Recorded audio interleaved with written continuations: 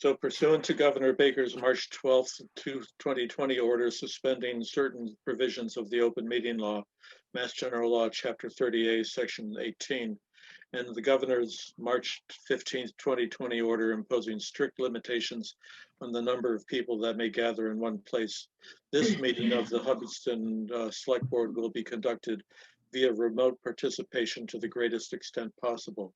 Specific information and the general guidelines for remote participation by members of the public and/or parties with the right and/or requirement to attend this meeting can be found on the town website. No in-person attendance of members of the public will be permitted, but every effort will be made to ensure that the public can adequately access the proceedings in real time via Zoom. In the event that we are unable to do so, despite best efforts, we will post on the town's website a comprehensive record of the proceedings after the meeting. Okay, thank you, David. We're now entering open session here, and we've got a couple items. The first, we've got a presentation for RCAP Solutions, North Central Massachusetts Private Well Program with Brian Scales, and I do see Brian Scales as an attendee. Aaron, you want to bring him on in?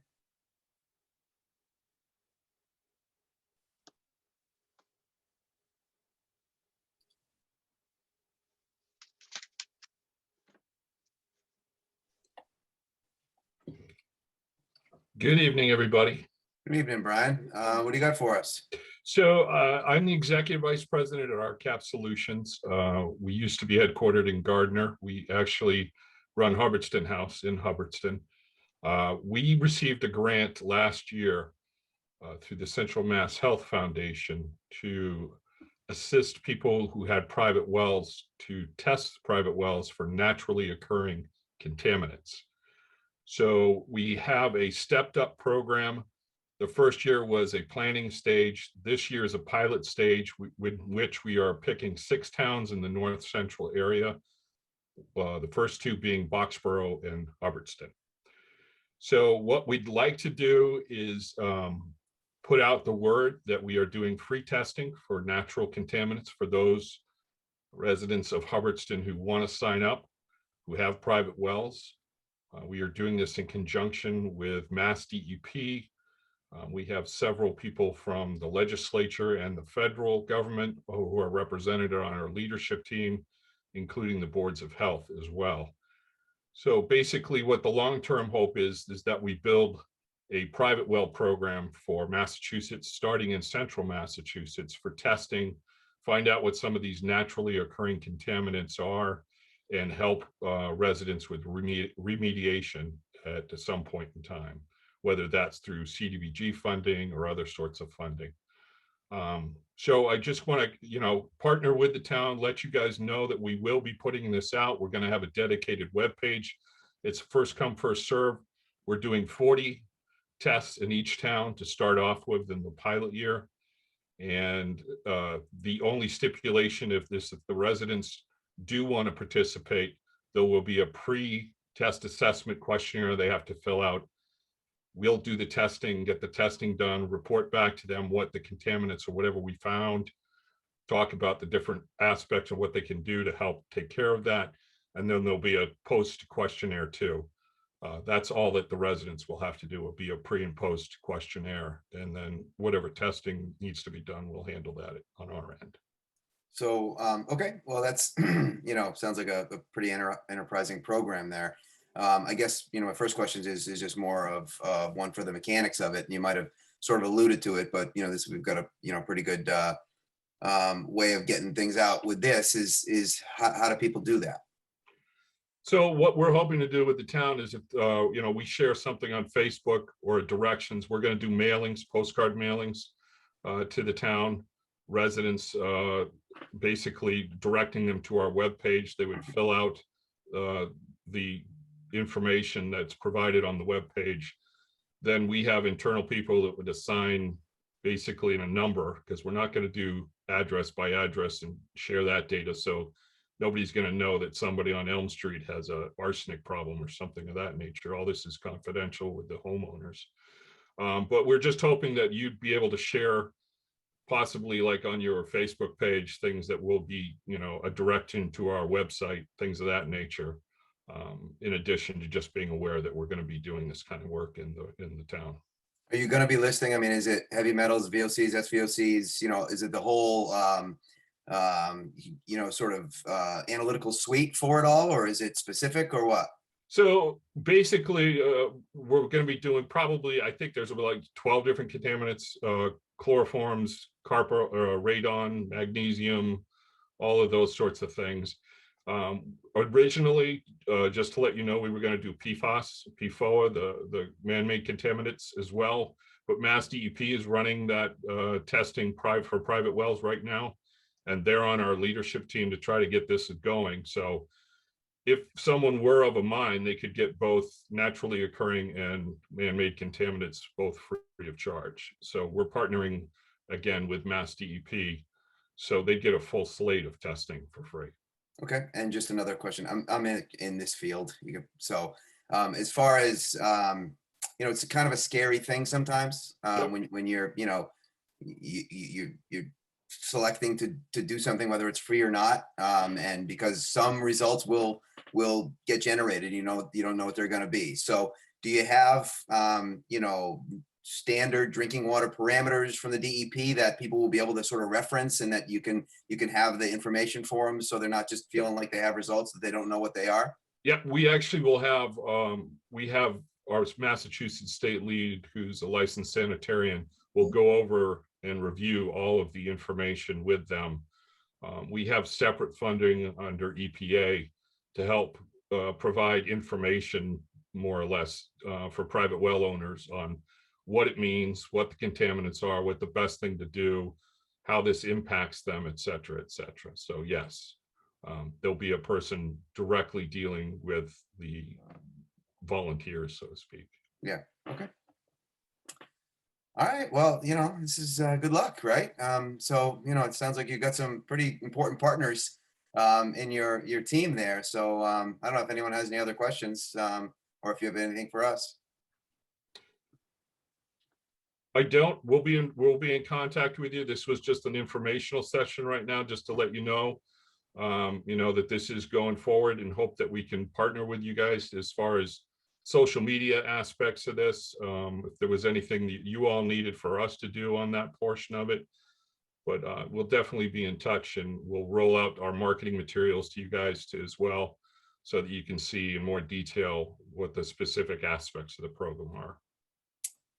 All right, sounds good. Well, thanks for coming on in this medium, because this is an important step to sort of be open about everything. So, thanks for coming in tonight, and we look forward to seeing whatever's next. Okay, I appreciate it. Thank you all for your time. Thank you. All right. Thank you.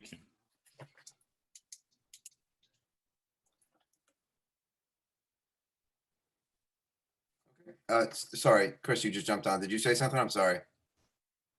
I didn't say anything. Okay, sorry, your face. I can't tell on Zoom. All right, next item, open session. We have presentation. We have Travis coming in here. We talked about this before. I have a sneaking suspicion he's got some greater detail into the proposed brining process and equipment for that. So we got Travis.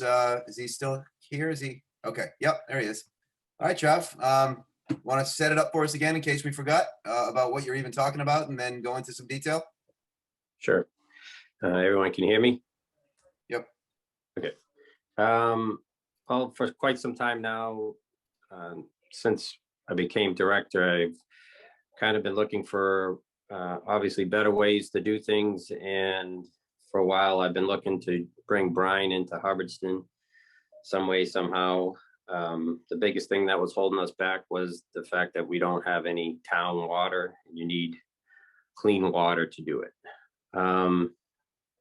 So I came across a used anti-ice system, which is a tank with the spray bar, comes in a cradle, all contained, runs hydraulically, comes with an electric control system, like same one that we actually run in our trucks for putting out salt. It's made by Force America. It's a 5100 series. It's expensive unit, and this comes with that. Actually comes with everything we need to hook it up to our truck, minus we need a PTO pump to adapt it to our truck and a pump shaft. Also with this proposal, it's we would be getting two 3,000 gallon tanks to hold the brine and all the hose kit and nozzles that we need to connect them. An electric pump that comes in its own self-contained poly box with all the plumbing for that also to hook up to the tanks and in order to get the fluid from the tanks to the truck. And that includes freight also.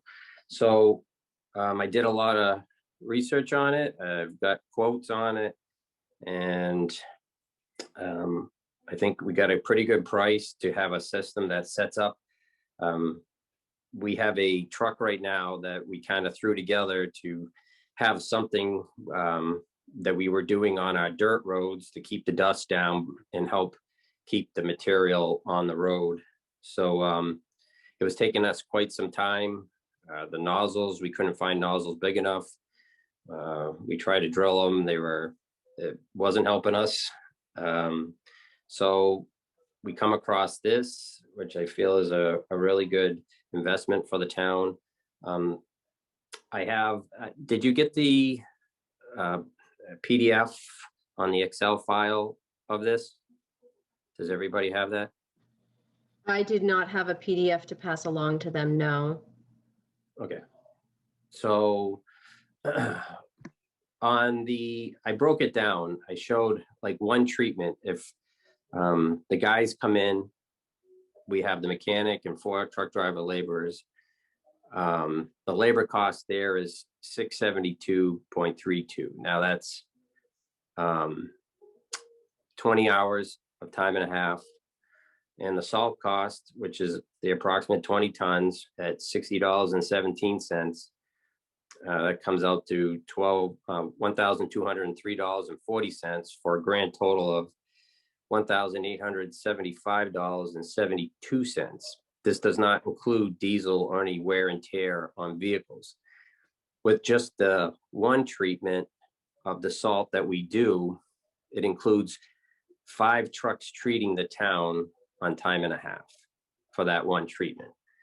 Now, if we go to brine and we're able to, I'm not saying we're not going to use the regular treatment. The brine can be used in certain aspects, but most of the time, what's nice about it, which I'll explain, is that the cost of the brine would be 2,400 gallons per treatment, which is at 60 cents per gallon, which is $1,440.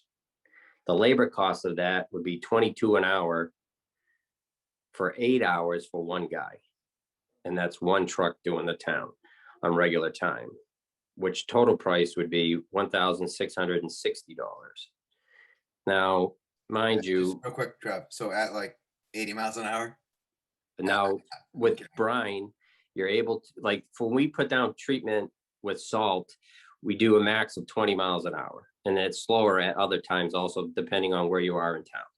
With brine, you can do up to 45 miles an hour because when you're applying it, it applies straight to the ground and then it stays where you put it. As far as when we spray salt, it does exactly what it says. It scatters, some of it goes off the road. It's just the inevitable. But what's nice about the brine is that if we use brine, just one treatment, I use 2.75 tons of salt. That's 17.25 tons salt less used per treatment. So I'll be putting out less salt when we brine. There's no scatter. What you put down on the road stays in place. Also can be applied days before as needed. Cost and quantities are estimated due to standard rise in material cost and application. Also with the brine cost, he did state that the manufacturer did state that the more we use, the better the price would be. With the brine also, we're able to add, they call it Headwaters Hot, and that helps. It's a calcium. but the calcium, obviously corrosion's big on my list. So with the Headwaters Hot, there's actually,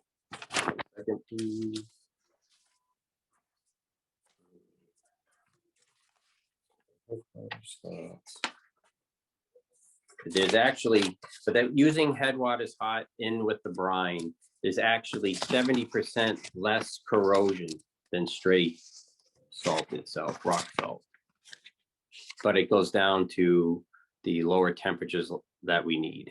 I've talked with many towns. Westminster has just started this year and had great success with it.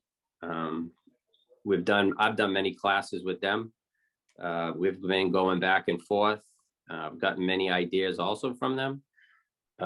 This system, like I was saying, that we could get is it's a all year system that we would use, because we would use it for our dirt roads for dust control, and we would use it in the wintertime for our brine. And with this system, this electronic system, which some don't understand, is that this works just like the ones we have in our truck, which is speed control. So you can set it for how many gallons per minute you want out, and it doesn't matter what speed you do, that's what it will put out. Quite honestly, the numbers are, they show what it will do. And the fact that we put out less salt using it is even better, especially knowing we all have private wells. So this would all, I would ask for it to come this year. In my winter budget, I have enough to accommodate this system. And that's where I would ask to take it from and get it started. When you say the system, you mean the actual equipment coming from snow and ice? Correct. It'd be taken out of snow and ice. I have 20,000 in there. I get really 25, but I have 2 more loads of salt that I need to finish my contract. So I have 20 in there now, so I have plenty to cover this. All right, so how about availability, right? So is this something that, that it becomes a problem with lead time, or do you need full trailer deliveries, full tanker deliveries? Is there drawbacks in there that you know of? For filling the tanks? Yeah, filling it and when it's available and stuff, if we start relying on it. It's available. It's next town over. So they're right down the street. And I would fill a tank at a time, which they siphon into each other anyway. So I could get 3,000 gallons. I can get less, but obviously it's more cost effective to get more. But like I was saying, this is what I have come up with here in finding a used system. I priced out a new system, and it's not as large as this system, and it's 18 grand just for the part that goes on the truck. That's not including any tanks, any pumps, nothing. This is a whole system to get set up, other than the fluid inside the tank. And what price is that again? I don't know that you actually said it. It was total, it was 5,000 for the anti-ice system. That's the part that goes on the truck. That includes the hydraulic tank and all. The 2 3,000 gallon tanks with all the nozzles, the pumps, the meters, and freight, that was 8,000. And then the PTO system with the pump and shaft to the truck was 1,200 for a grand total of 14,200.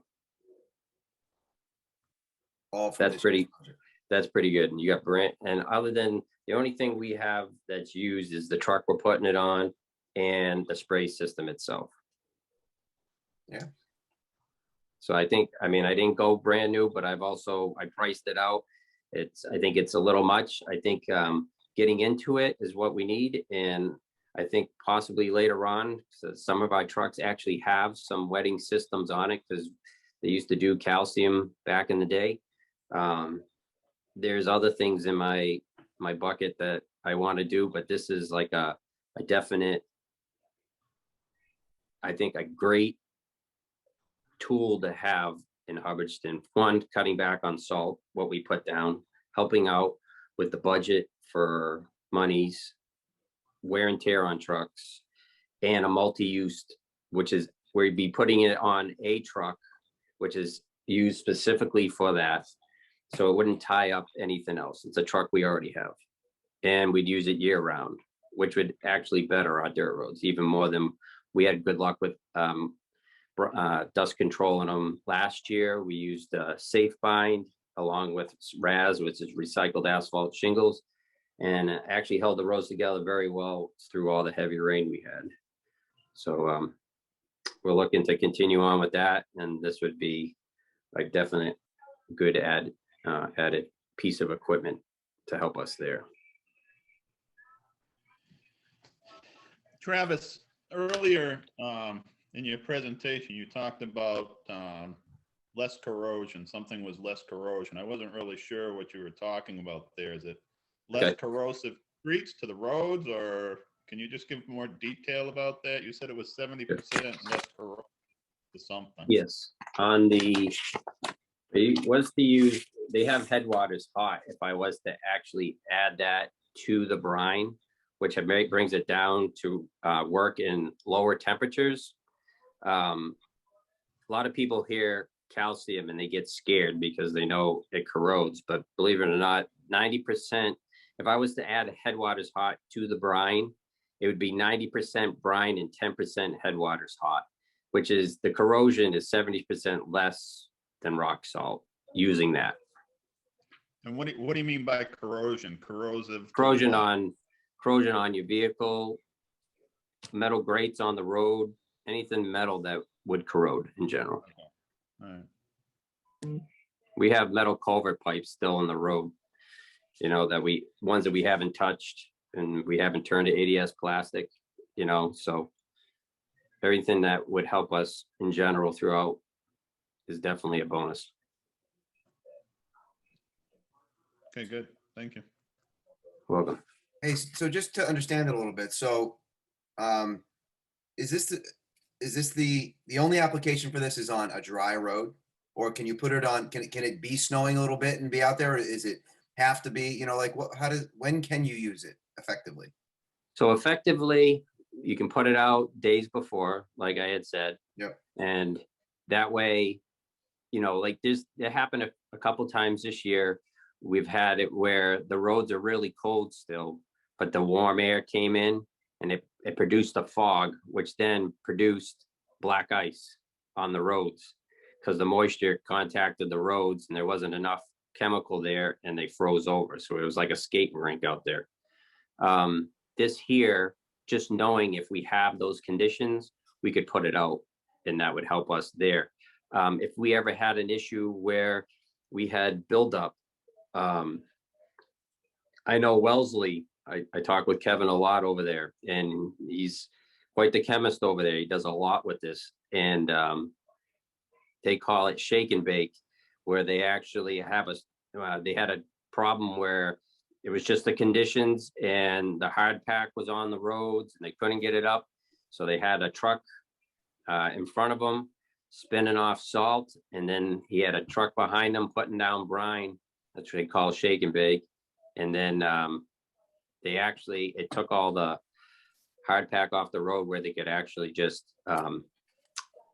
plow it right off. But a lot of it just melted off. There were black roads. You couldn't believe how nice it worked. So it does work. It has its ways, it's not you got wet roads, you don't want to put it on, it just comes off, and that's where we would use salt if we needed to. But it has a lot of benefits and times when we can use it, because there's a lot of times we've come in knowing that it's going to snow, but we had the guys come in because we know how long it takes us, which is around 3.5 hours to do the town to treat it, which we want to have pre-treat down to stop the before the snow comes. So it puts that barrier between the tar and the snow. And so it doesn't bind to it and get that hard pack. So I have to call them in early. Now I could send a guy out the day before or even that day and do it, and we wouldn't have to come in as early and we'd still have chemical there for when it did come in. And then we wouldn't have to treat, we would just be plowing and then put our little on that we normally do. So it does save in man hours, wear and tear on vehicles, and how much we put out. Okay, all right. I see a hand up over there. Whose hand is up? That would be me. Hi. So Ryan and I had a chance to talk this afternoon, and Ryan is all for this. He thinks it's a good program. Excellent. Okay, that's a good vote of confidence there. Anyone have any more questions for Travis? Yeah, I have a question. Do we, did you mention, Travis? I mean, is there a cost comparison to what this brine would cost per road mile compared to what the straight salt costs per road mile? I think it's kind of just what you had there, was that it normally, for one treatment of the town, we use 20 tons of salt. Yeah, If we were to use brine, which would be still 80 miles of town, we have 7 miles of dirt, it would be 2,400 gallons, which is 60 cents per gallon. That was the 1440. What you're saving on is that obviously the more we use, the price comes down, which will probably reach what you're doing in salt, but you're not putting out as much salt every time we treat. So you're saving on how much goes on the road and regular salt and off the road to what can just stay on the road. So like I said, using brine, as we know that there's 20 tons to treat the town with regular salt that we usually do. If we use brine, we only use 2.75 tons. So we save 17.25 tons. That's a lot of salt. yeah, it is. Very good. Thank you. Okay, anything else for Travis? All right, Trav, well, thanks for coming in and once again, you've been doing a great job and love to see that you're continuing to innovate here. So let us know, you know, when you want to come in again or if there's anything we can do. I appreciate it. So it's a go. I can order this stuff up. Yeah, David, do we have to, I mean, it's part of the budget that's already there, right? So Yeah, it's part of my winter budget. There's no money to be asked. So he's got the money and it's an investment that's going to pay back the cost over time. sounds good. All right. Thank you, guys. All right, Jeff. Thank Okay, Aaron, is anybody else here? Those are the two items we had on for open session presentations scheduled. Has anybody else indicated they are here for open session? That was it for open session. We then have Damon, who is going to be coming in right after we do the minutes, because David will be discussing some changes to that HCA that Damon wanted to have you guys look over. Sounds good. So we will go to that then. Our next item will be a general consent of meeting minutes approval, potentially, I guess. That would be March 15th. Do you have those handy? Yes, I do. Give me one moment. Are you able to see them? Nope. Not yet. Okay, let's try that again.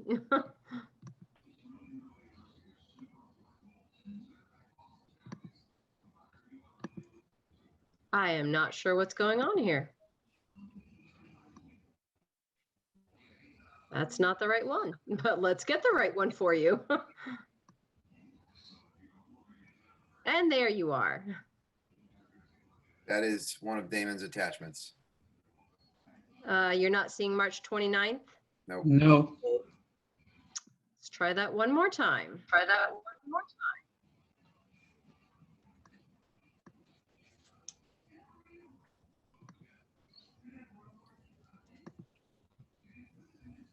How about now? Yep. All right, perfect. So those are 29th. Our agenda says 15th. Just, I think we maybe have to amend the agenda and obviously the motion. Absolutely, not a problem. Okay, well, looks like we were all there. Okay. We ready for a motion? Yep. Okay, I move that the select board move to approve the minutes as presented in general consent for the 29th March 2021 meeting. I'll second that. Okay, it's seconded. We will vote. Roll call. Dan, yes. Jeff, Yes, Pat, Yes. Chris, Yes. Katie? yes, Okay, it's unanimous. Next item there, as stated by Aaron, we've got some discussion on the agreement, the Royal Sun, 69 Gardner Road. So you want to bring Damon on in? Sure.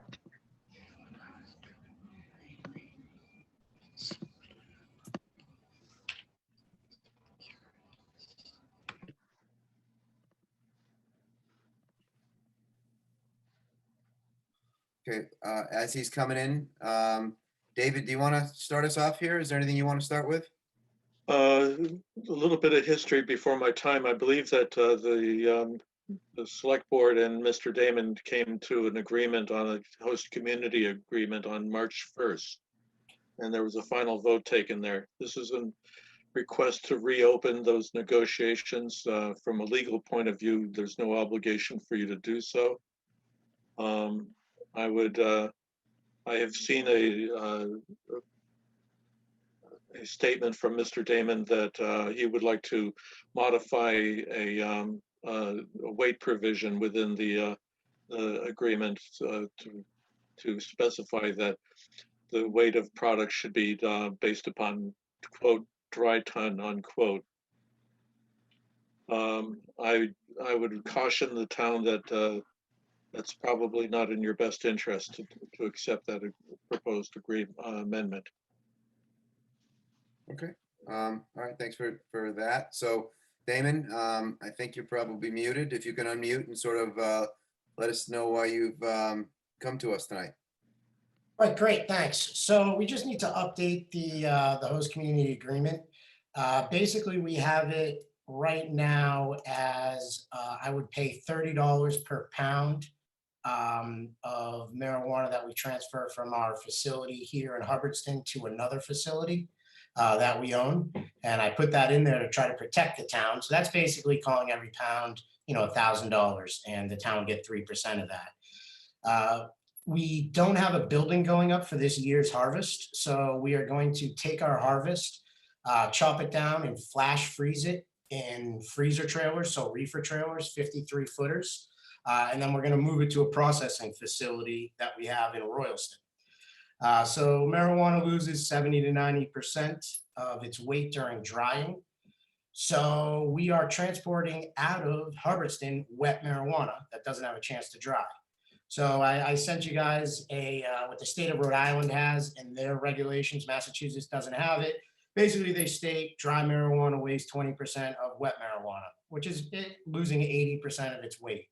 So we need to update our agreement where instead of me paying $30 a pound on wet marijuana, I need to pay $30 per pound on wet marijuana. It needs to be $30 per pound on, instead of $30 per pound on dry marijuana, we need to change it to $30 per pound for dry marijuana or $30 per pound per 5 pounds of wet marijuana. I can speak. So 5 pounds of wet marijuana equals 1 pound of dry marijuana.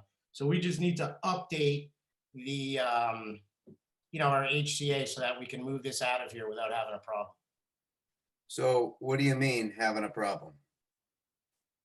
So it just wouldn't work for us. So we wouldn't pay $30 per pound on wet marijuana. Okay, well, I guess the first question after, I guess that was really a question, Yeah. but my first real question would be, so we didn't really do anything to get here, right? So what led you to get here to have to request this? Yeah, so we are trying to get a grow in for this year, and we just don't have time to get a building to dry cure it built in time. We could probably put a hoop house, make some wonders, maybe get a mobile home brought in. We could do some amazing things if we had to, but it's pretty impossible to build a 9,000 square foot facility within the next 45 days. So instead of doing that, we decided to have a harvest this year, or have a grow. But the only way that we can, harvest our plant if you don't dry it is to flash freeze it, and then we don't get to dry it. Are you proposing a singular year modification, meaning that, Well, I'd like to. I mean, we need a building, and that's going to be my next thing I bring up. But yeah, we need a building. So, there's two ways that we can, move marijuana. We can sell it or move it out of here wet, which it weighs 5 times as much as if it's dry. So basically what I'm doing is making something where we don't have a problem where you guys say, well, you owe us on 30,000 pounds. And I go, well, that was really 6,000 pounds of dry. So, I'm not going to, no offense, I'm not going to pay you guys $900,000 to move over some wet material that if it was dry, I'd move out of here for 180,000. Yeah, that Does doesn't that mean make we can't. sense? So Yeah, I'm just trying to make it fair. yeah, no, it doesn't mean we can't ask questions though, right? Yeah, no, definitely. So, have you had to deal with some other communities with this same situation before? I'm about to have Royalston change their HCA because we just never thought about this possibility. So I gave Royalston the same gift that I gave Hubbardston, that we would pay, even if it's our own material. And now I just basically need to rework it that, if I take this material from Hubbardston, I'm going to pay them $30 on the first $1,000 of worth. So I'm not going to pay you guys anymore. I'm now going to pay you $1,000 from, 1,000 to 2,000. So I just need to rework it with them, but I'm not too worried about that. So the reason I asked it like that is a lot of the discussions we've had over the last, whatever it is, year or two, have to do with precedent in your agreements with different municipalities. And meaning, usually if it's in one, it's in another, and then another, and then another, So is this a similar condition, I guess, that? Well, we haven't actually had this issue anywhere else. I mean, we're gonna have buildings in Templeton, and we already have a building in Royalston. So this is just, how do we get ourselves, a harvest this year? Dan, if I might ask, because you had brought up the question today, Damon, about is this a temporary request? And I don't think I quite got the answer. Yeah. Will there be a building, in other words, next year? If we would go along with this, or are we now changing our whole original agreement with them? I mean, we hope and anticipate to have a building next year. We're running into problems trying to sell our wet product if we were to try to do that. So we're definitely aiming to have a building next year. That's in one of my next attachments that I sent you. We're having an issue. But yeah, we're hoping this is just for 1 year. Okay, do you want us to call up another attachment? Yeah, if you want to bring up, I guess if you want to bring up the one with my site plan where I show my building. Yep. Well, I guess while you're on this, you're on that attachment right now. So here's my problem. We have an HCA where, we got an agreement with the town. It's for tier 6. Now, tier 6 is up to 50,000 square feet. It includes tiers 1 through 5. So tier 6 is really, in the legal definition, the ability to grow between 40,000 and 50,000 square feet. So if you have a tier 6 license, it's assumed you're licensed for tiers 1 through 5. So if you kind of scroll down, so you see where it says outdoor cultivation is for tier 2 in the residential zone. So you basically have a limit of 5,000 to 10,000 square feet in your residential zone. So if you won't mind kind of scrolling down on that PDF. Yeah, Erin's got it, so we're gonna just let her see if she can do that. All right. That's as far as the PDF goes. Oh, really? Oh, that's awesome. All right, well, the next part of it should have said, oh, that's weird. I'll put it there right for you. But the next part of it is your commercial zone. Your commercial zone basically says, you can have any establishment allowed by law. So up to tier 11. So if you want to go, can you go to the next PDF that I had sent, which is the site plan?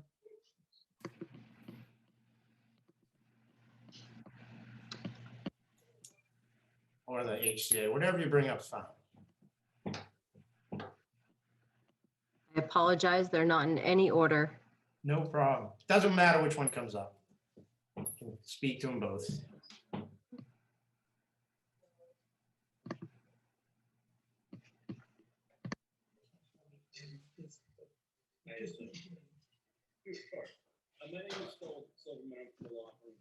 Are you able to see the site plan? No, Nope. Oh, okay. Let me figure out, what is it that you're looking at? Because it tells me that I'm sharing. You're That's sharing site plan, the right? site plan. Okay, there we go. Hopefully these guys slow down. I'm on the Waltham Historic Commission too. I'm gonna get caught here. But yeah, so if you guys could throw up the next one. Okay. I have this one. Nope, that's If permanent. they do call me though, I'll have to come back to you guys. But I doubt they'll call me. So I had this special permit, I had this site plan, and then I had the original email. Is there something else that we're missing? No, I'm we just don't not see the seeing the site. site plan. Yeah, we don't see the site plan. We still see the sort of original one with the residential district stuff. Oh, I'm not sure why. Let's click it again. It's saying No. I'm sharing it. No? And just, I know this sounds rude, but in about 5 minutes, I'm gonna have to hop. So I can jump back on though and rejoin, but I apologize. It's telling me that I'm sharing it, so I'm not exactly sure what the problem is. all right. So basically I sent you a site plan that shows that, what I showed everyone a year ago. Damon, look at mine. That I was putting a building in the residential district and the grow in the commercial plus into residential. So that's our plan. And I signed a piece of paper with the town saying I can do a tier 6, have a building on 19 acres. And the problem that I'm running into at the planning board is I hope they kind of see the light, is they're now saying that for that dry cure building, I'd need a whole nother tier 2 license. Because they're reading or they're pretending to read, or they're coming to the conclusion they're gonna read, or something's going on here, where it's gonna come to a head on Thursday, that if I had to go get another tier 2 license for that building, that means my tier 6 product cannot be brought to that building. So it's like a catch-22. So I'm licensed for tier 6, which means I'm licensed for tier 1 through 5. So you could read your bylaws as saying you'd have to be licensed for specifically just a tier 2 license, or you could read it as I think every normal person would read is, you guys don't want more than 10,000 square feet in residential, so you limited it. So that's where our problem is. So we got an agreement that we kind of all agreed that I could do this. And now the last hour might be, oh, well, now you can't have your building. So that's just where we are. I just wanted to bring that to your attention. I know that's the planning board, but the select board did sign an agreement with me and the planning board's about to break that. But we can work with it. I'm not saying it's over, but I had a pretty firm agreement with the town that it's tier 6 for 19.35 acres, the entire parcel. And there was never any mention of having to get a tier 6 license plus another tier 2 license for residential. So with that said, sorry, I also wanted to try tonight to get a May 10th community outreach meeting scheduled with the planning board and the select board. May 10th. So do we have a meeting that day? Yeah, that's a Monday, so I need to get it in 14 days ahead of time into the newspaper. Yeah, I mean, so that's 2 meetings from now, the 26th and the 10th. So this is similar to what we did last time with you, right? Yeah, Yeah, I think it's important enough to David, you don't see any reason why, based on our agenda, that we wouldn't be able to do this, right? I think we should give it some time. Yeah, the only thing on the May 10th that's a must do is we have to sign the warrant. Okay, yeah, well, we can obviously do that. So, yeah, I've got no problem adding that to our agenda, Damon. so rude. I'm now in the Waltham Historical Commission meeting. Sorry. It's rude. I gotta jump. I'm getting a retail store in there, so I'll be able to sell my products. All right, we'll talk to you in a little bit if you want to jump back over. Hi, everybody.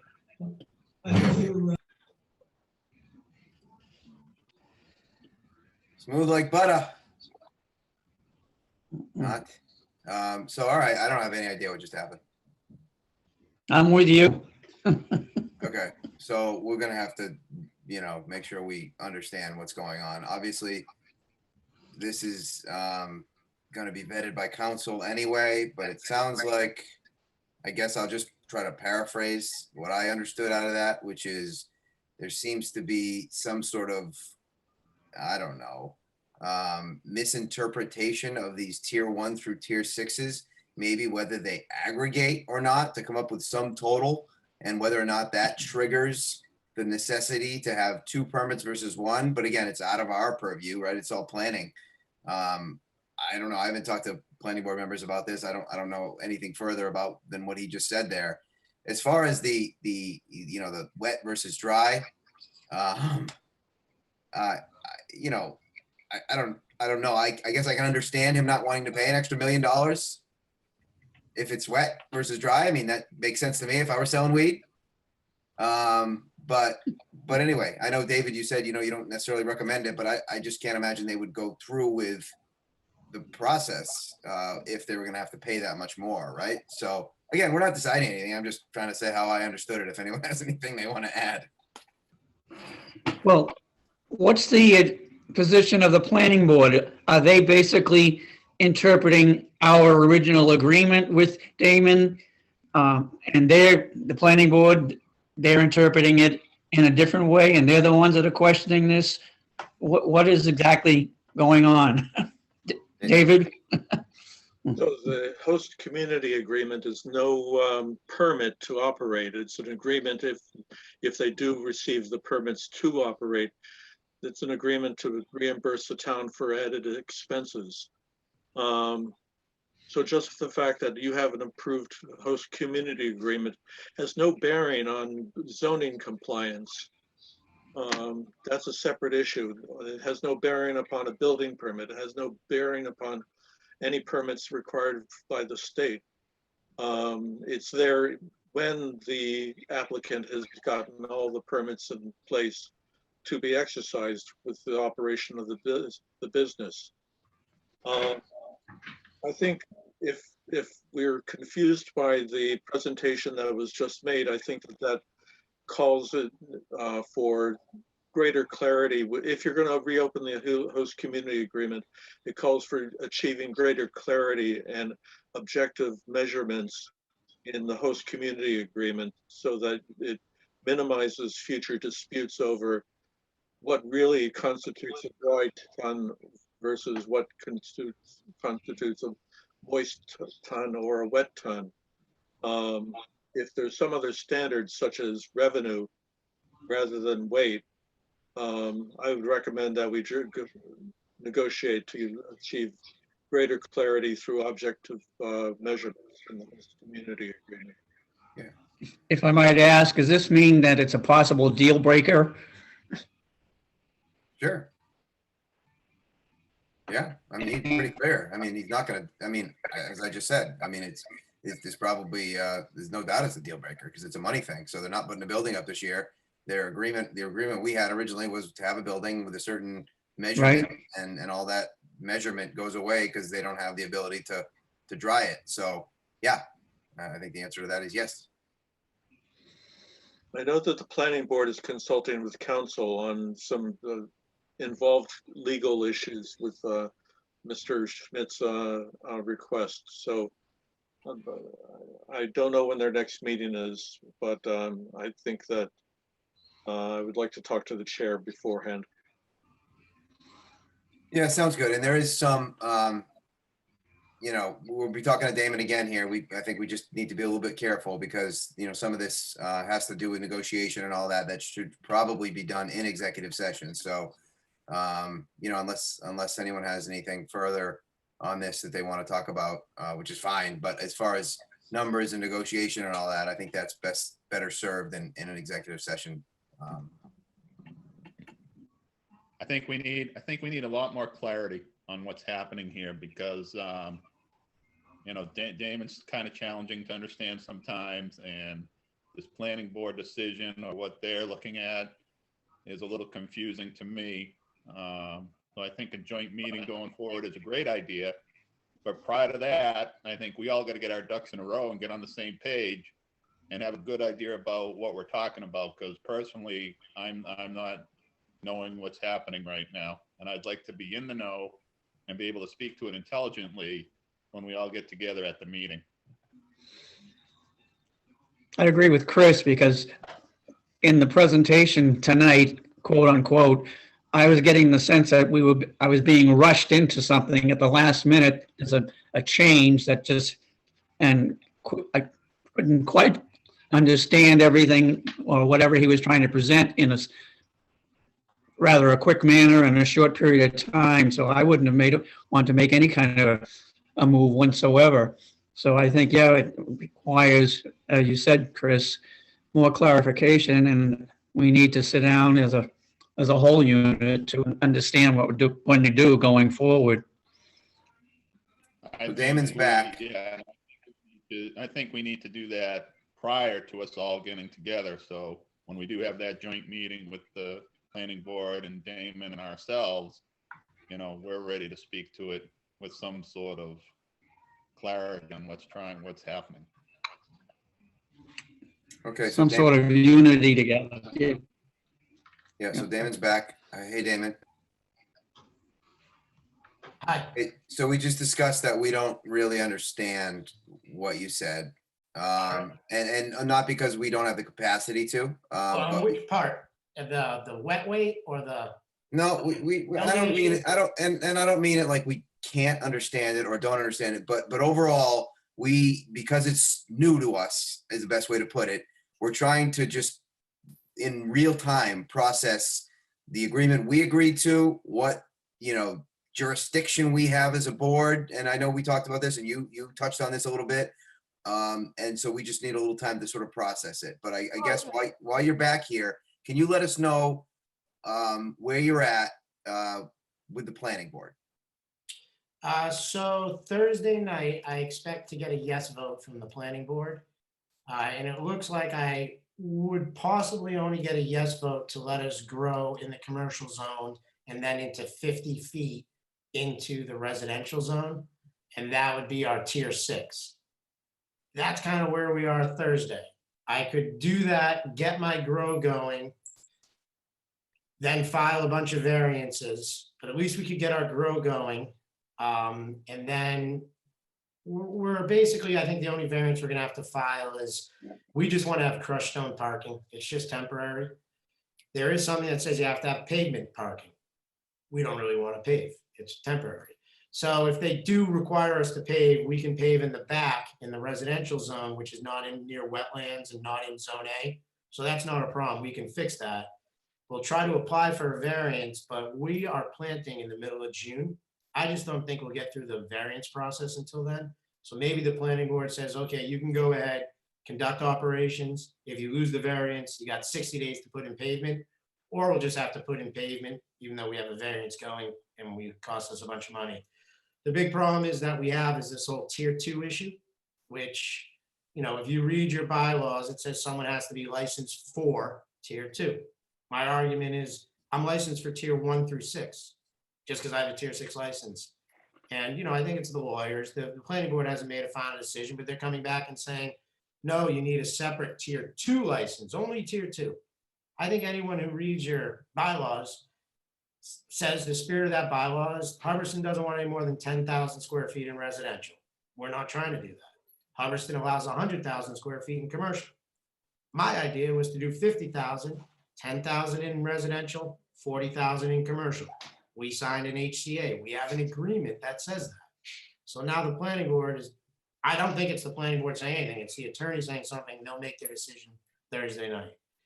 If that happens, then we cannot transfer any of our products from a tier 6 to another establishment to dry, even if it's our own. So if we had a tier 2 in the residential zone with its own building, that would be great for that building in tier 2. We would then have to construct another building in the tier 6 zone to dry the product in tier 6. So the reason this came up is because of the drying issue. This wasn't going to come up originally, but now that the situation's changed, well, we wouldn't be having this conversation though, right? Well, no, this is our agreement. This has always been our agreement. This is what we said we were going to do. We're putting it in our HCA. It says we're going to have a 9,000 square foot or 6 to 10,000 square foot building.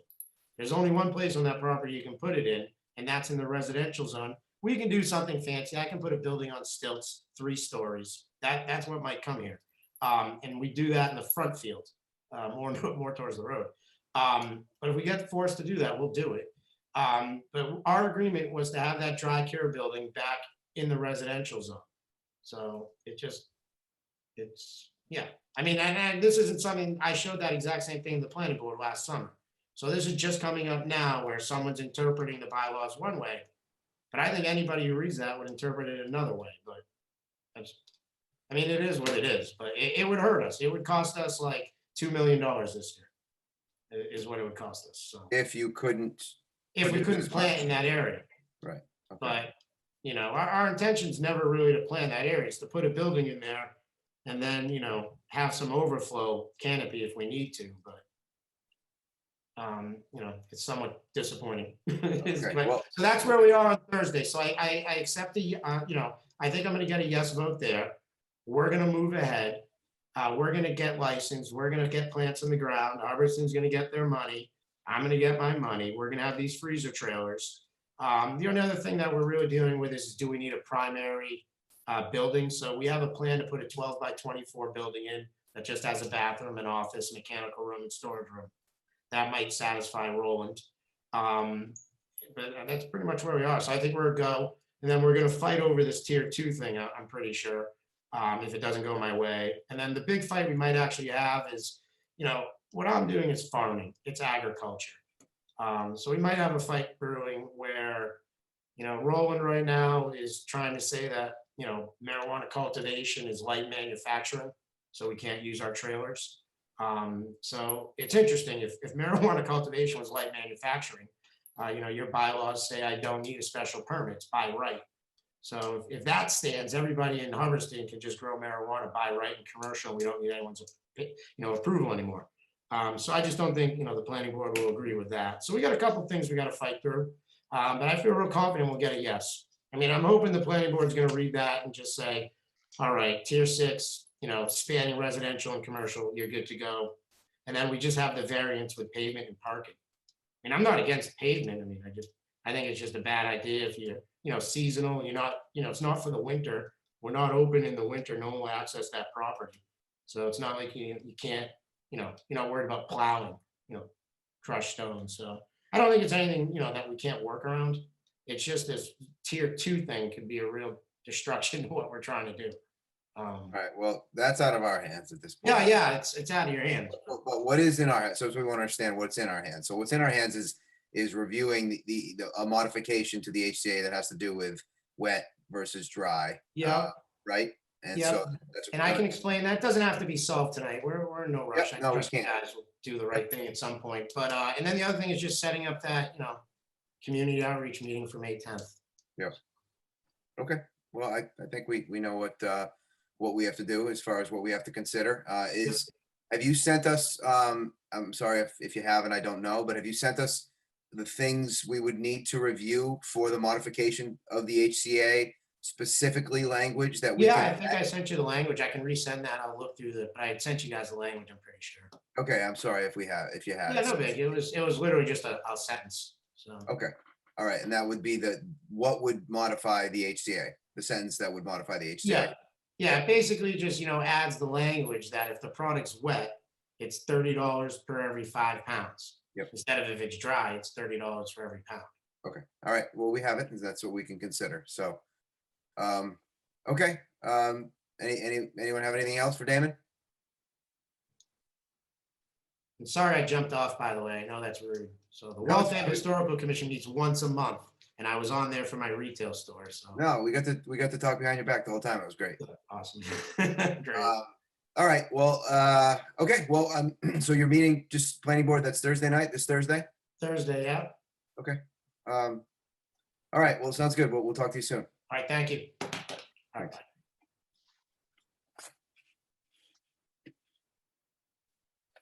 Okay. Boom. All right, so I'm just gonna check real quick just to see if what he emailed earlier in the day to me and to the town, to David and to Erin has that modification. And I don't see it, so it might have come separately in other separate cover, but we're just either gonna have to find it or request it again to see what terminology they want to modify the host community agreement. We'll send that to council and then talk about it at our next meeting. Is that all right with everybody? Okay. Okay. Wow. Okay, well, next item is we're at announcements. So we've got fire chief appointment, John Demalia. This is informational. The fire chief is the authority to hire, but he wanted to share this with you in order to get your feedback. Love to see people join the department and, hopefully he appreciates the department he's been joined and can add to it. So welcome aboard. Is this a full-time appointment or a temp? It's full-time. Part-time, I mean, not temp. Full-time, like, we can use that. Okay. All right. Thanks, David. We've got some upcoming events. Want to give us the latest, Katie? Yep, sure. So the Easter egg hunt and e-waste, we just had both of those the last couple weekends. The Easter egg hunt went over very well. It was there was lots of happy kids to be outside and doing something fun and being able to see their friends and rip across the field and get all the candy they could possibly want. Pictures with the Easter Bunny, and yeah, it was definitely, the weather was nice. It was chilly. I was up there freezing in the wind for a couple hours, but it was good, and there was lots of kids in attendance, and everyone was very happy to be outside doing something together. And then this past weekend, the Boy Scouts had the e-waste with part of Keep Hubbardston Beautiful. And let me tell you, there was a lot of e-waste. They filled that truck. It was totally full. They were in there lifting TVs, and it was like a big, huge Jenga pile.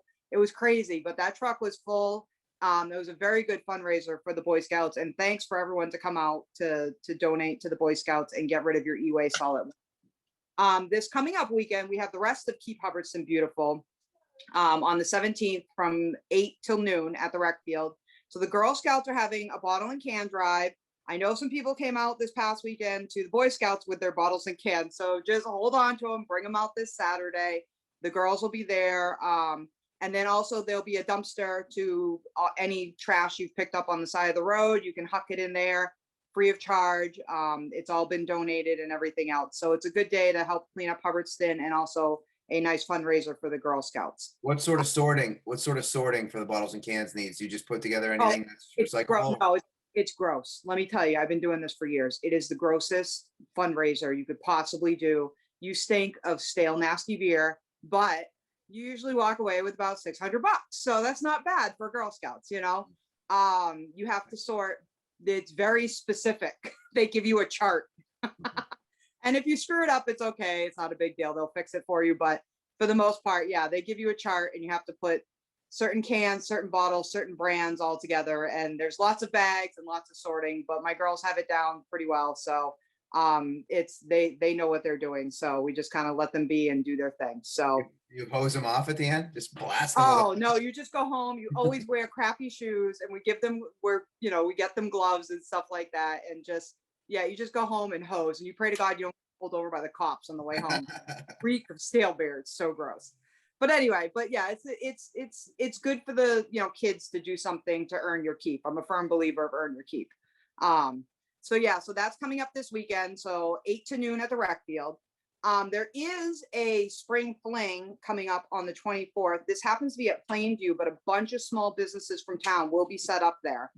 It's 10 to 4 on April 24th. So it's a nice little small outdoor event at Plainview. So if you're looking to get outside and something to do, the rain date's on the 24th. I know it's not anything that I do, but there is a lot of small businesses from town that will be there and that could really use some support. So definitely swing by and check out Plainview on the 24th. And then, of course, we have the Hubbardston Fair coming up on June 12th from 9 to 2 with a rain date of the 13th, which right now I have sent out lots of invites to vendors, sponsors for all kinds of good stuff, food trucks. We got a juggler. We got some stuff from the Cultural Council coming. We got a band booked. So we do have stuff in the works for that. That's starting to fill in and look like it's going to be a good day. And then we also have the Dinghy Dash coming up, obviously, on April 28th when it's nice and warm, because nobody wants to sink in any cold, nasty water, because that would be horrible, at the Brigham Pond at 10 a.m. And then, of course, I am taking applications still for Field Day on September 18th from 9 to 3 with the rain date of the 19th. So those are some, we got a lot of fun-filled events. I did also ask about the Memorial Day Parade, because I don't know what's going on with that, because if something's gonna happen with that, we really need to get cracking on that. So I did put that into Mallory to see if that's a possibility, not a possibility, where does the state stand on that? So that's in the works to see if we can have one this year. But other than that, that's all, just a little bit going on, just a little bit. Awesome. Awesome. Thanks, Katie. Yeah, no problem. So there's a question that just came in from Bob Hatch, and Yeah. the question is the standard question. You just alluded to it a little bit with Memorial Day anyway. How are these events affected by COVID? Well, all the ones that we have are all outdoors. Nothing is indoors. So we are going to right now, obviously still stay with masks and social distancing. I have these now, I have these big fancy cardboard Perel things that the town gave me for hand sanitizer. And like for the Hubbardston Fair and the Dinghy Dash and Field Day, we keep things very well spread apart. The same thing with this coming up weekend with the Keep Hubbardston Beautiful. The dumpsters down one end, the Girl Scouts are at the other. You know, again, we're going to be wearing masks. It's a small troop. You know, it's you put your stuff. It's kind of a drive-through. Drop your bottles off at the Girl Scouts. Go down, throw your stuff in the dumpster, and jet out. You know, just like the e-waste was. So the biggest thing is just keeping social distancing going. And it's the same thing, like I said, with all these events. If we can. We have plenty of room in Hubbardston. It's just like we did last year with all these events. We spread everything out a lot. So, yeah. Okay. He said, great. Thanks. Okay. Thanks. You're welcome, Bob. All right. Sounds good. All right. Thanks again, Katie. Appreciate it. All right. Anyone have anything to add to that? Doesn't look like it. So the next item, we're on to item 4, new business. So on our agenda here, we've got the Main Street reconstruction letter of commitment for plant maintenance at Main Street. So I'll go through a little bit on what this means. So TEC, our engineer on that, received they submitted their 100% drawings months ago, and they received comments on those from Mass DOT recently, a couple weeks ago. There were a couple things that were required, and you can leave that on the screen there, Aaron, because I'll talk about that in a second. The first was we need to provide a letter of commitment. The town will maintain a proposed planting bed located at the intersection of Main Street and Williamsville. So part of this scheme is a new planting bed, like I just said there, as you know, we basically do some traffic and turning calming, which is what they call it for as we reconstruct the area there. Basically just putting it on notice just to be like, look, you guys can't just put this here and not deal with it. So that would come from the town administrator, or they asked specifically from Travis, and Travis put together on letterhead that the town will maintain. It's not a very big planting bed. It's just something that we're going to have to sort of maintain, and it'd be nice to maintain, right? It's going to be a nice, you know, pretty little thing that's going to be set up on that portion of the work. This is up at the rec field, I think, the picture we have here. So it's a little bit further down to your right on a different plan, but doesn't matter. It's that's really what we're looking for. So maybe even a little, where are we there? No, it's still rec field. So a little bit, keep going down. So one more maybe. Is that the church? So one more. So it's kind of in between, but if you look at, actually below that. So bring your cursor further down, the hand, a little further down below there. Yes. So everybody puts their signs, and we have a ton of signs, and you see it.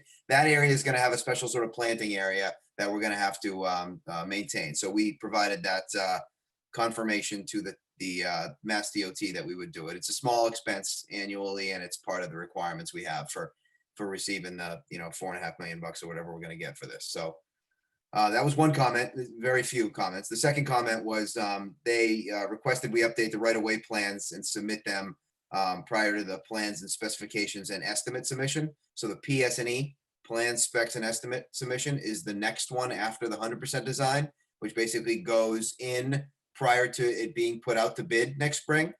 So the right-of-way is there are these massive set of plans that have all the right-of-ways on it that have a key that says how many square feet of people's property are going to be affected. And all of those people, by our representative who's dealing with it, will be notified, and they have a chance to 95% or more of the time, they tell us that people just donate it because their property is being improved.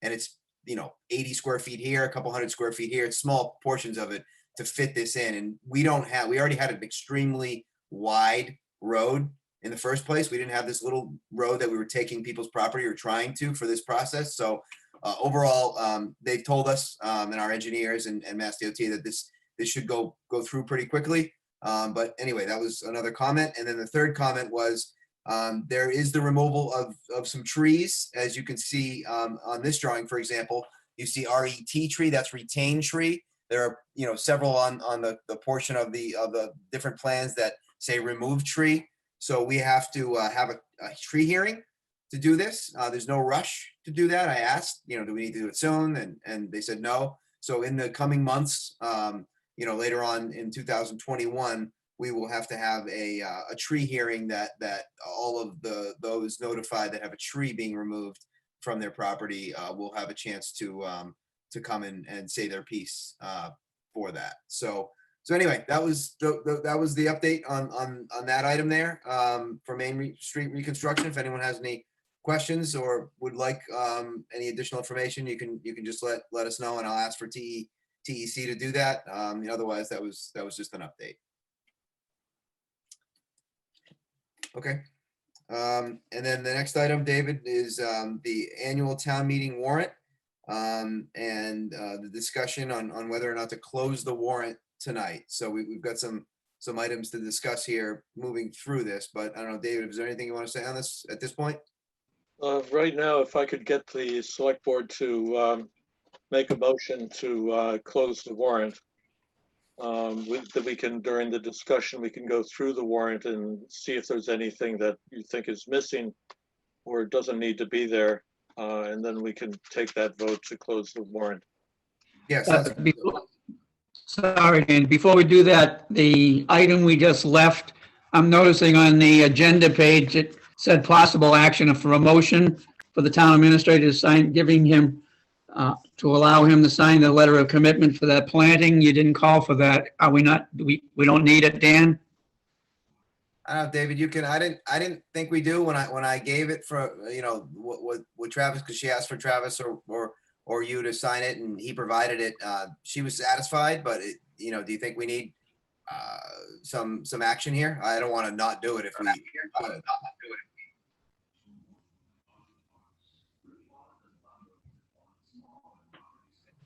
Just to be squeaky clean, why don't you make a motion? To have the DPW director. So Jeff, if you could amend it, Yep. is on there to have the DPW director, that'd be clean. Thanks for bringing that up.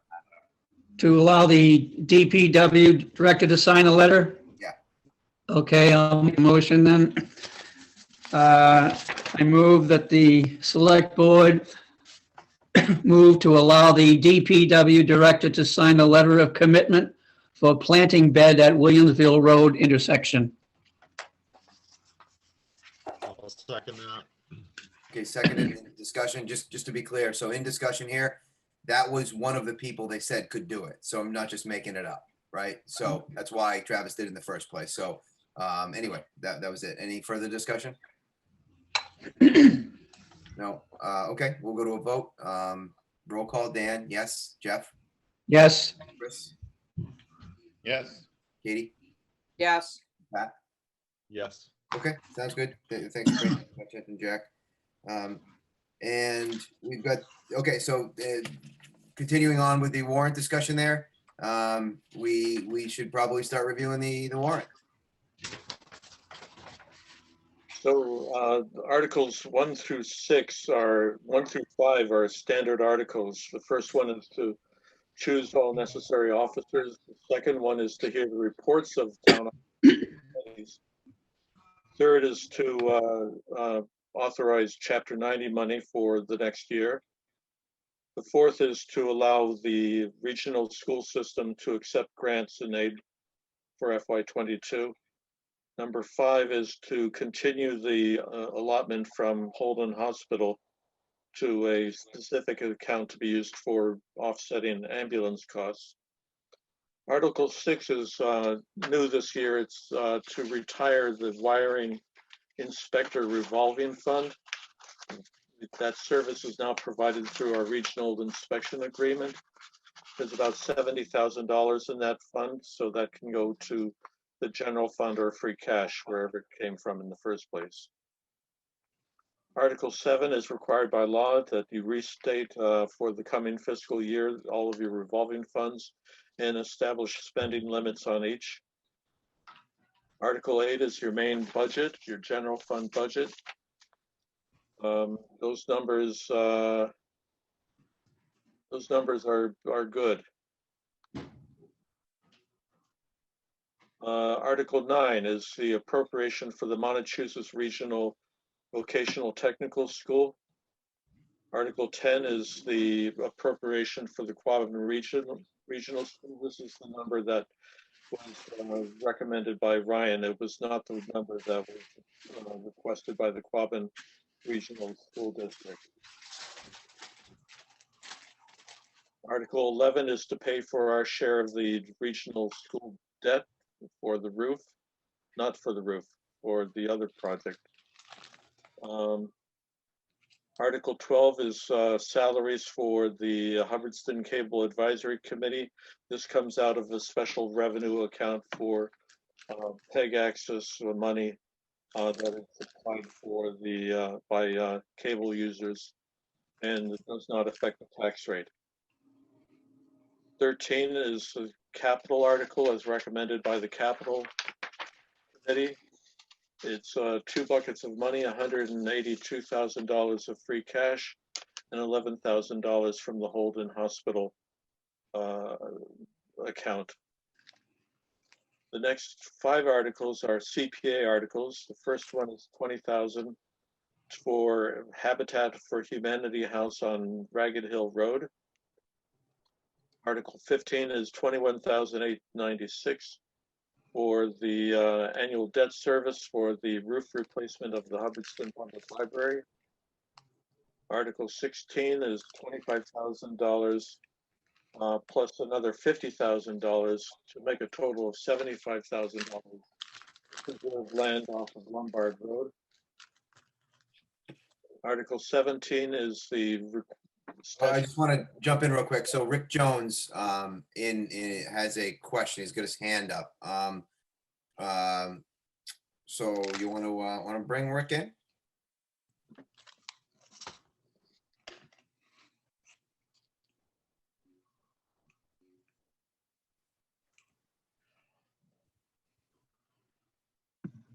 Give me just a moment. I am stuck on my screen here.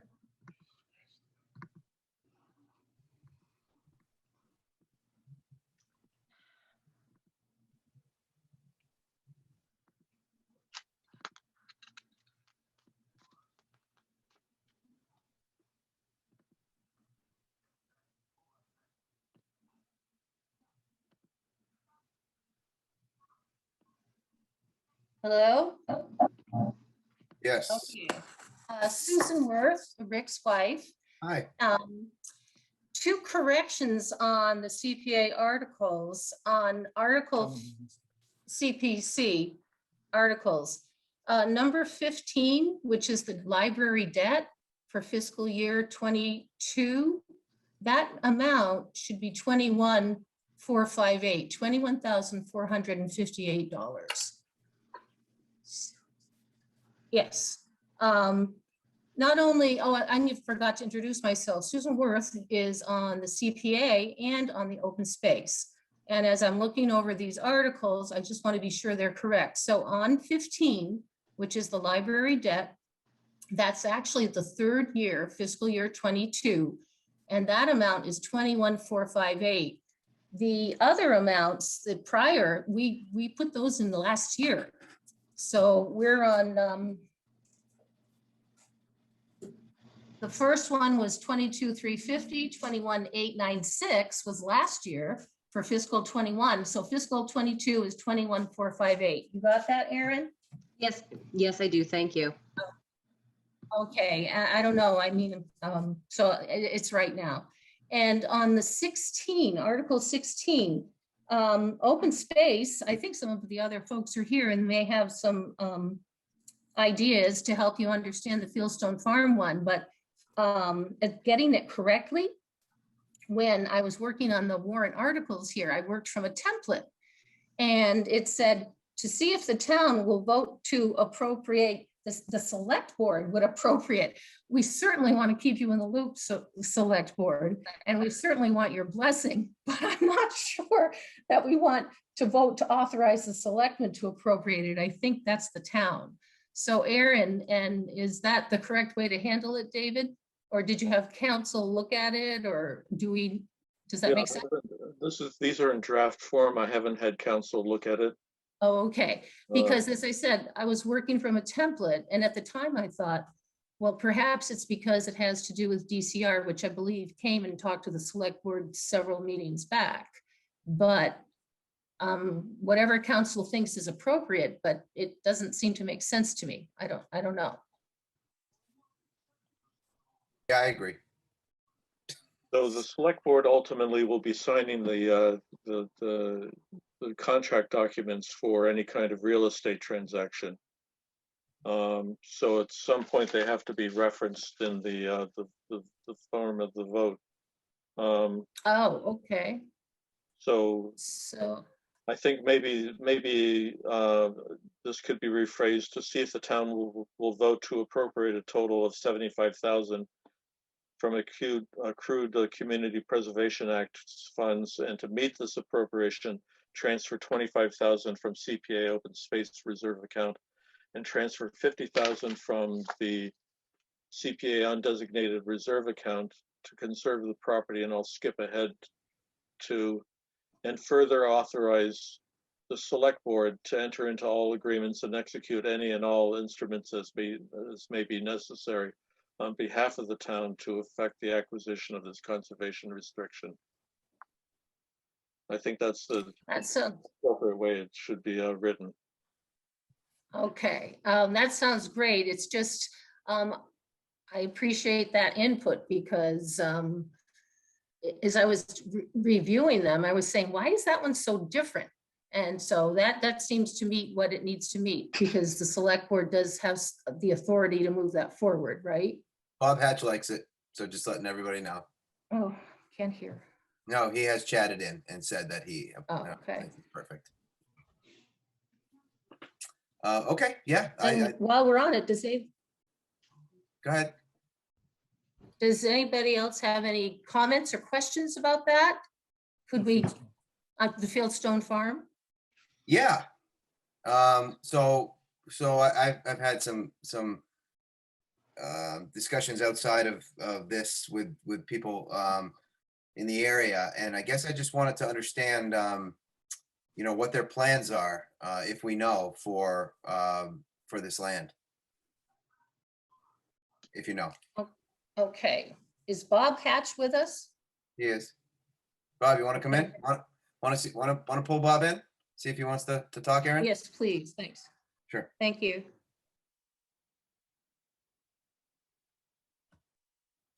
Am I in? Yep. Let me just fix my view here somehow. The plans for the land, just the Cynthia Henshaw from East Quabbin Land Trust had been in, and I think Rick Jones was in on that initial session. And East Quabbin has been a driver in this, and then DCR, forestry, Parks and Rec type people, specifically Sean Provencher, are really interested in the property. And so DCR is committing $425,000 towards the project. And the intent is to develop trails over there to support public use of that. There are a couple of events coming up, walk events for folks to visit the area under discussion here. It entails approximately 245 acres. And the overall Fieldstone slash Smith family property encompassed the 245 acres in Hubbardston, and then another several hundred acres over in Princeton. Princeton has already conserved those in conjunction with Audubon, so it would provide a contiguous corridor, if you would, of conserved land. East Quabbin Land Trust already had something called Henry's Grove. This would directly abut that, and then it would provide potentially and likely direct access to the Mid-State Trail. And so the Open Space Committee felt this was a very worthwhile venture to support the lands abut property that directly feels the East Branch of the Ware River. So there's environmental reasons, there's wildlife reasons to support this activity, recreation opportunities for folks in town, as well as outside folks to utilize these lands. That would be open to hunters. The trails would be available to all but motorized vehicles. So those are the general context. What we are doing, what the Open Space Committee is doing in conjunction with East Quabbin Land Trust, we've got a cover letter and both a flyer, which is a short blurb, and a brochure that we will be sending out to all of the select board in the next week to describe the details of the process, the acreage, there's a map in there, et cetera, that describes the land and why we think it's a really valuable resource to protect. Hey, Bob. Thanks, Bob. Will that plan or do the plans indicate, whether there'll be trailheads and or, parking areas or whatnot coming off of Lombard, which is not a great road in a lot of places? There will be a trailhead with some parking area that East Quabbin is in the process. It does not describe that, but I can certainly contact, and I have been in discussion with Cynthia Henshaw, the chief person at East Quabbin Land Trust, what will be available for parking over there. So there are plans to provide a parking area over there. Yeah, okay. That would be helpful just so that we can, have a chance to have people understand what may or may not be coming, whether they're, just so there are no surprises. Yeah, well, and that's the intent of why Susan led this. We didn't know when this was going to come up in the sequence of the select board meeting tonight. But since we were talking about it relative to the specific article on this, it was probably a reasonable time to bring this up.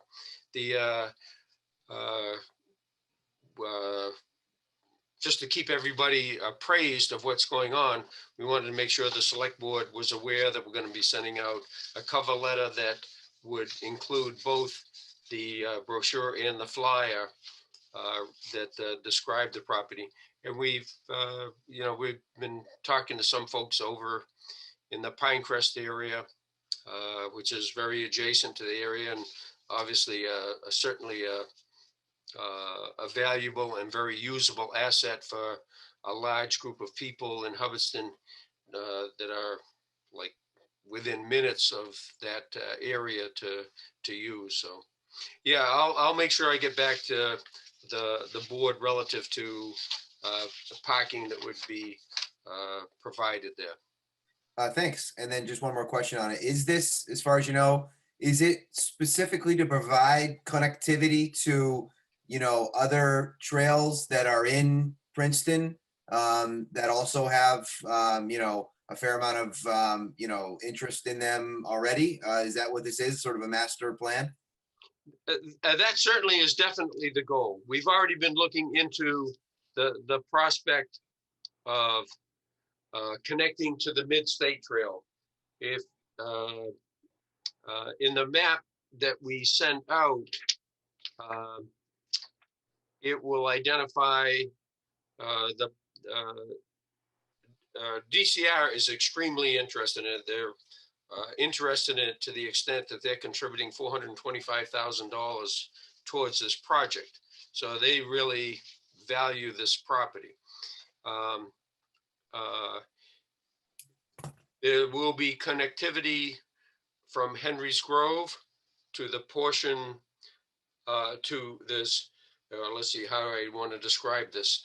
On the northeast side of Lombard Road, there's a large section of the Fieldstone property that abuts across directly across the street from Henry's Grove, from Lombard Road to Henry's Grove. That in turn abuts the property, the Fieldstone property that DCR will be the primary caretakers of.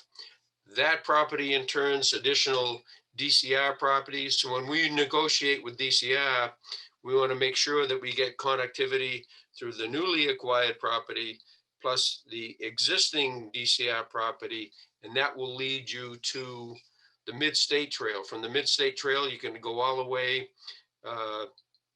to Barry Falls Dam area. You can go, that would be to the south, and then if you go to the north, that would lead you up past Wachusett. So you'd be able to get up to Wachusett, and our ultimate goal would be to create a loop through already existing public lands back down and around. It would be approximately a 6-mile loop.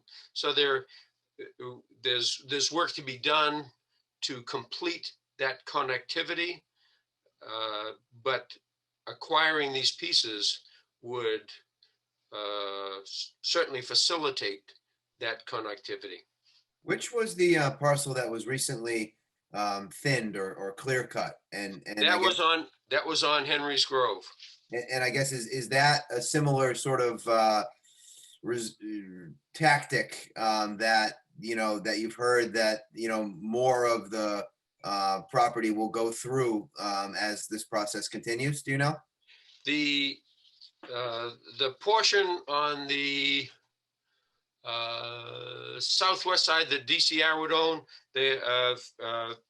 Sean Provencher has no intention of doing that. That would be all open to both a trail as well as hunting, etc. I will clarify with Cynthia if they have any plans on the north side. That would be the East Quabbin Land Trust owned, if you would, portion of the property. I haven't heard from Cynthia that they had planned any. That was substantially agricultural. In fact, there's still an open area up in that area that's not any significant timber. Most of the timber is on the land that would be owned by DCR. Okay. But I will clarify those. So I want to make sure I get my notes correct here. So I will clarify the parking situation and also any potential timber harvesting. Yeah, that'd be great. So you'd have that well in advance of any subsequent thing. So we've got an initial walk planned, not this upcoming weekend, but the weekend before that, to invite any and all to walk portions of the land. And then there's one scheduled about a month after that for people that can't make the first walk, just to see what that land looks like. And there are some really nice areas in that they get to a point where you can overlook the East Branch of the Ware River, and there's a massive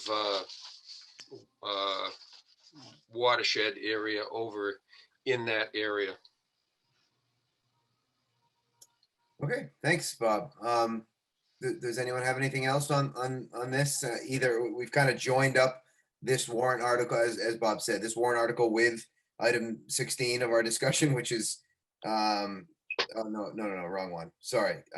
We've sort of added, I thought there was something else on here that we were going to be. Anyway, is anyone Yeah, having? no, we did have, we asked to be on the agenda. So somewhere down on the agenda, deep down on, open space should have had a slot in there to become part of the meeting at some point. Yeah, I just don't see it where I had it, but regardless. That is for the next meeting session for the 26th. Oh, all right. Well, we maybe saved a little time. So I do have something to add to this. And I hope I don't step on all your toes. I was going to talk about it when we had our later on in the agenda when we talk about committee updates. But anyway, I'm going to talk about it now. Susan was down at the e-waste recycling, and I think, are you going to be down at the Girl Scouts as well, the bottle and can drive this coming up Saturday as well? Okay. I'm gonna say yes. If you want okay. any information, this is where I got all this information. She's got these awesome color flyers that show all in detail exactly what this is all about. She's got trifolds and everything.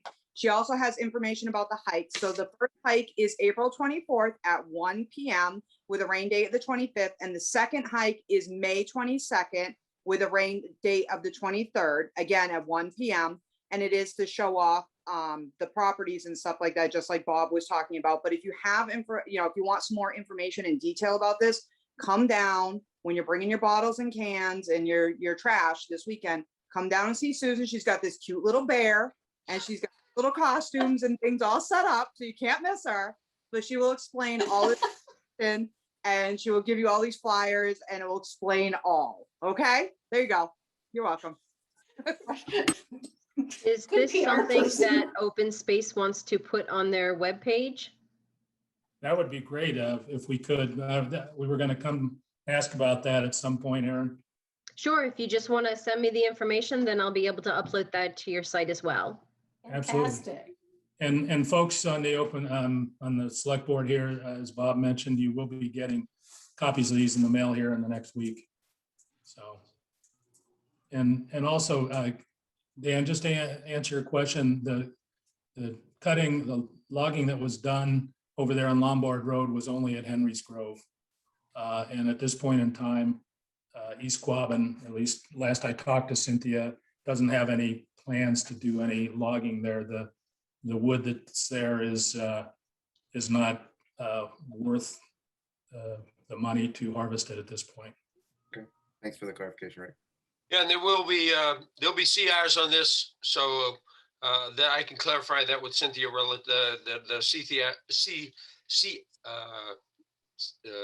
CR would certainly identify the different types of things that can be done with the property. Okay, great. All right. You guys have, you guys sort of came in on our warrant discussion. Do you have anything else you want to add before we move along? Nope, that's it from us. Okay. I want to ask a question. Can I ask a question on this? Sure. Sure. Does this project generate any one-time revenue or annual revenue for the town?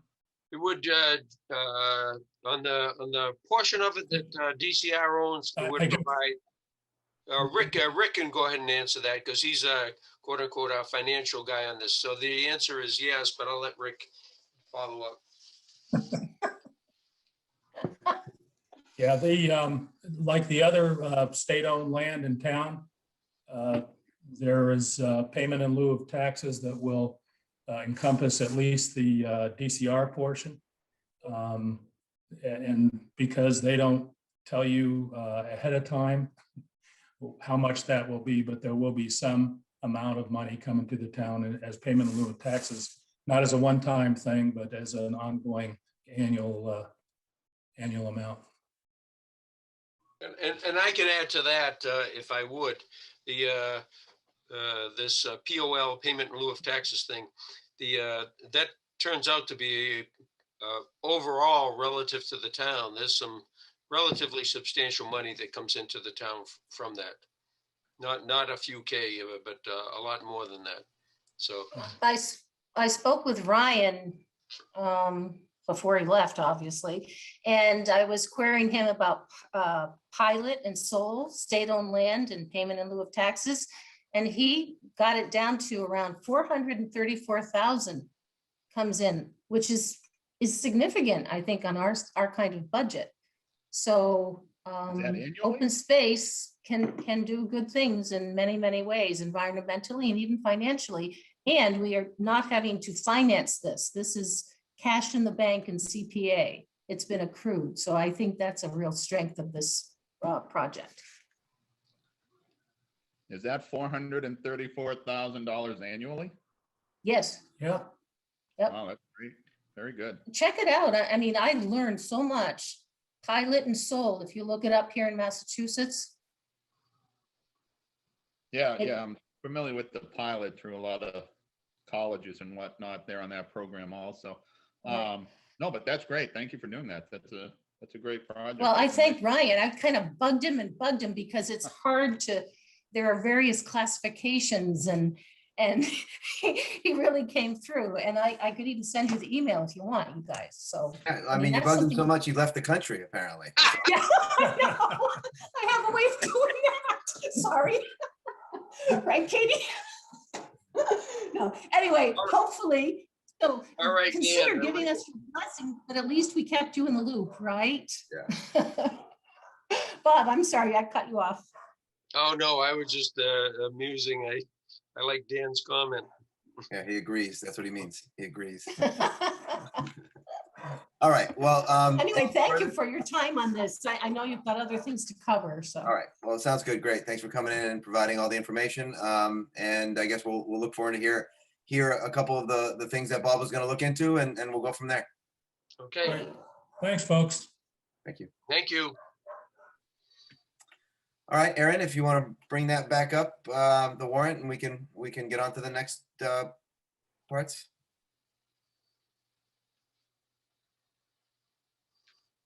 Okay, the next one is Article 17, and that's the statutorily required article.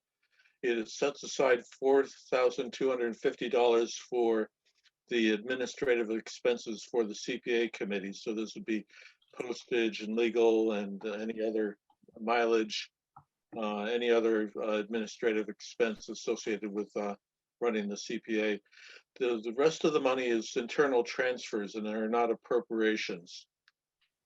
Articles 18 and 19 are for the library, 33,000 for interior rehabilitation and 20,000 for exterior.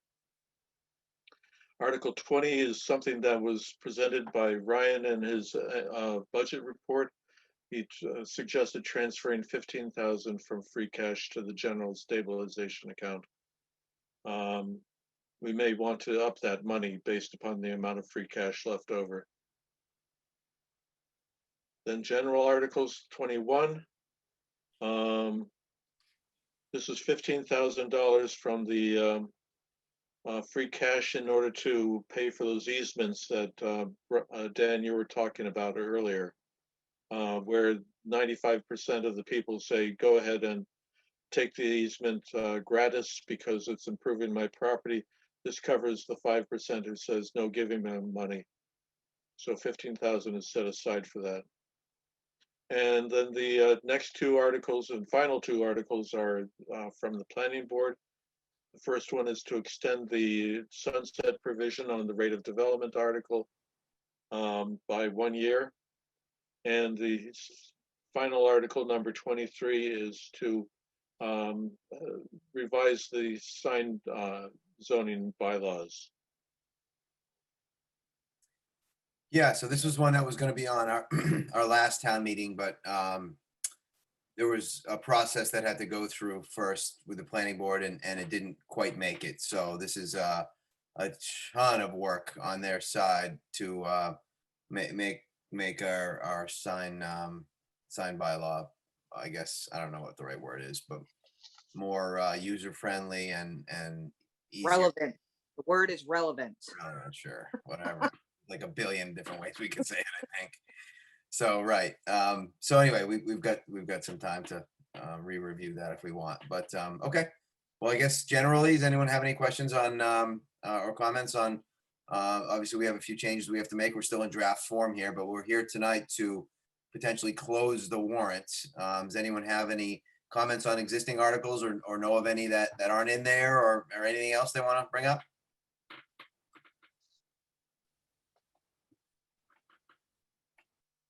Okay, so there's nothing there. So, you know, there will be some changes, but we're officially. We'll open it again. We've done that many times. I'm not sure. Somebody's getting some feedback there. I'm not sure who that is. Looks like maybe it might be Jeff. Aaron, can you mute Jeff?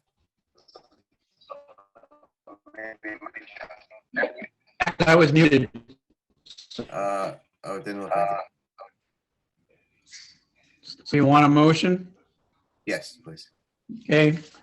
I make the motion that the select board move to close the warrant for the annual town meeting, 1 June 2021, location to be determined.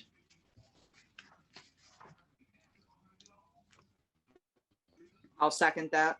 Okay, it's seconded, and just so Pat had to leave, he had a situation he had to deal with, so he texted me. He left a little while ago, so probably not can be coming back tonight. So anyway, so it's seconded. Is there any discussion? Seeing none, we'll vote. Roll call. Dan, yes. Jeff? Yes. Edie? Yes. Chris? Yes. Okay, warrant is now officially closed. We have an item, the next item is for the division of articles. So what this means is basically who would be available from the select board to speak to each article. What we've done in the past for years is typically if there's an article that is specific to, you know, something that one of us were individually working on, for example, maybe the town center, then I would probably speak to that. Or if there was some other item, somebody else would speak to it. Otherwise, we would just sort of, you know, 1 through 5, start at 1 and move through them in the event that people had questions on them. And again, if people didn't feel comfortable speaking to them, that's fine too. So I guess I would sort of propose that as that we do it that way. Anyone have any issues with doing it that way? And just to say it again, is there are 5 of us starting at 1 in whatever order we would have it. We would just alternate until we got to the end and go from there. Is that okay with everyone? I'm fine with that. The only thing I would tell you though is if I would like the sign by law because I've been on that course for years now. That's the only that I've been working on with the pushing it through to the planning board and then talking with the planning board behind just to make sure everything worked out well. But other than that, the rest of it, I don't care. I'll talk about whatever. Sounds good. Anyone else have anything else they want to specifically be on outside of the random or less than random, but the other way that I just said that was going to happen? No, I guess the right of way, if you could, David, maybe put me on that one. That has a right of way, has to do with the town center committee. And Will then do. Katie, like you just said there, and then the other ones, we'll just, you know, list who they're going to be and we'll take responsibility when the time comes. Yeah, so I think the first 7 articles are going to be handled by the moderator under the consent agenda. Okay. So we can start with Article 8, the operating budget. Sounds good.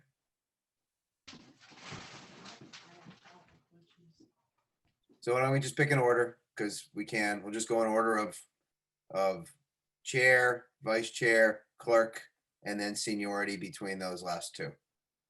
And it's just the easiest way to do it. Okay.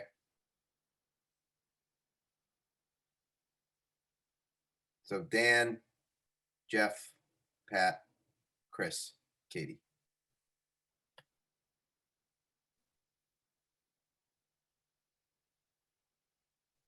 Okay. All right. Well, that is, I think, all our warrant article discussion tonight. The next item we have is item 16, which is the forestry off of Brigham Street. So, David, you want to just give us a quick little history on this? Yeah, let me grab my, It's up on the screen too. Oh, yeah, so this is a transfer of property under the Chapter 61 program.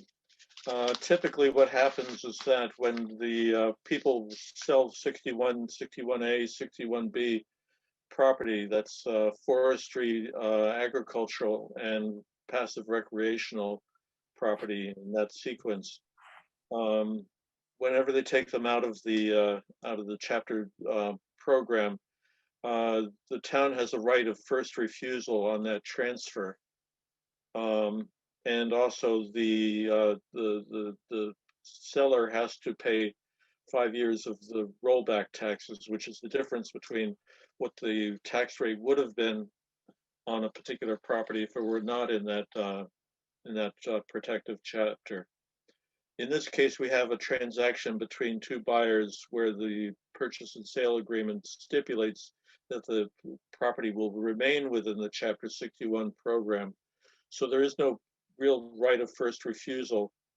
But in order to satisfy the people who are handling the transaction, they're offering us an opportunity to sign a notice that we have no interest in acquiring this property. I don't think we have the right of first refusal here anyways.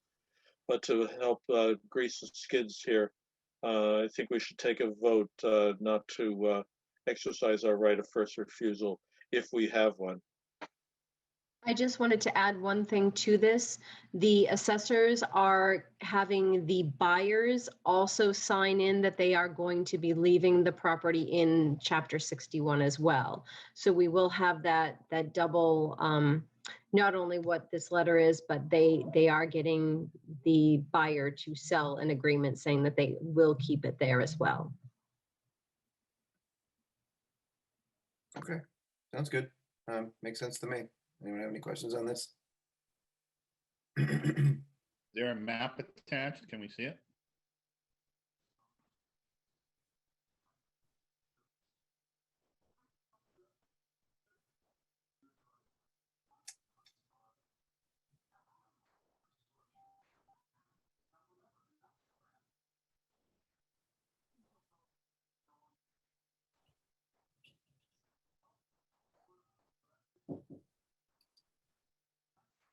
Do we have any street names or direction?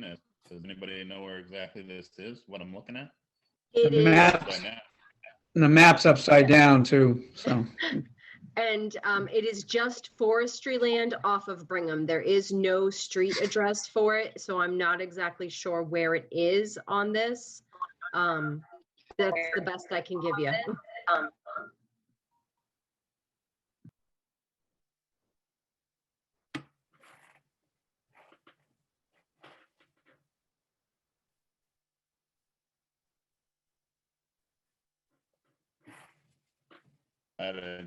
Yeah, I guess that map doesn't help me much at all. Is there any information on lot numbers up in the letter? Yeah, described on page property per map 8 parcel 30. Map 8 parcel 30.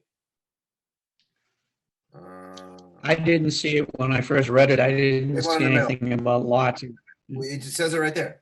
Parcel 30, right in the middle there. Center. So it looks like it's highlighted. If you guys see that, it's like little dotted line, like a different hatching there. So that, yeah, all that.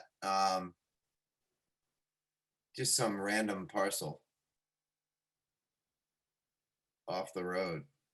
So what's that fork there? Is that Old Westminster and Brigham? That fork there by lot 106?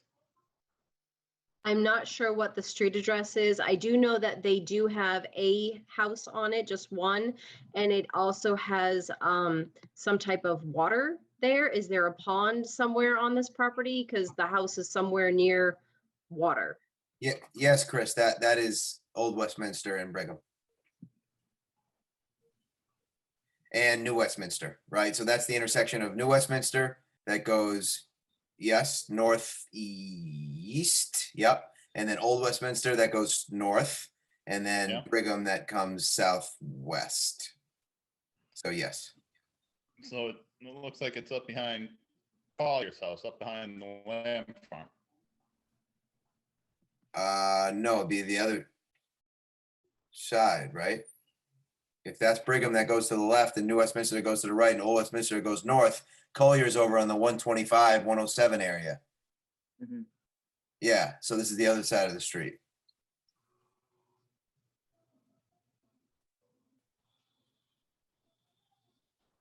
Okay, Before you get to like Wish Me Luck Stables. right, okay.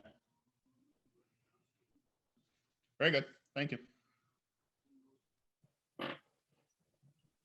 Okay, well, if we're comfortable with that, you know, if we're not, we're not, but if we're comfortable with that, somebody want to make a motion to, as it states in the agenda?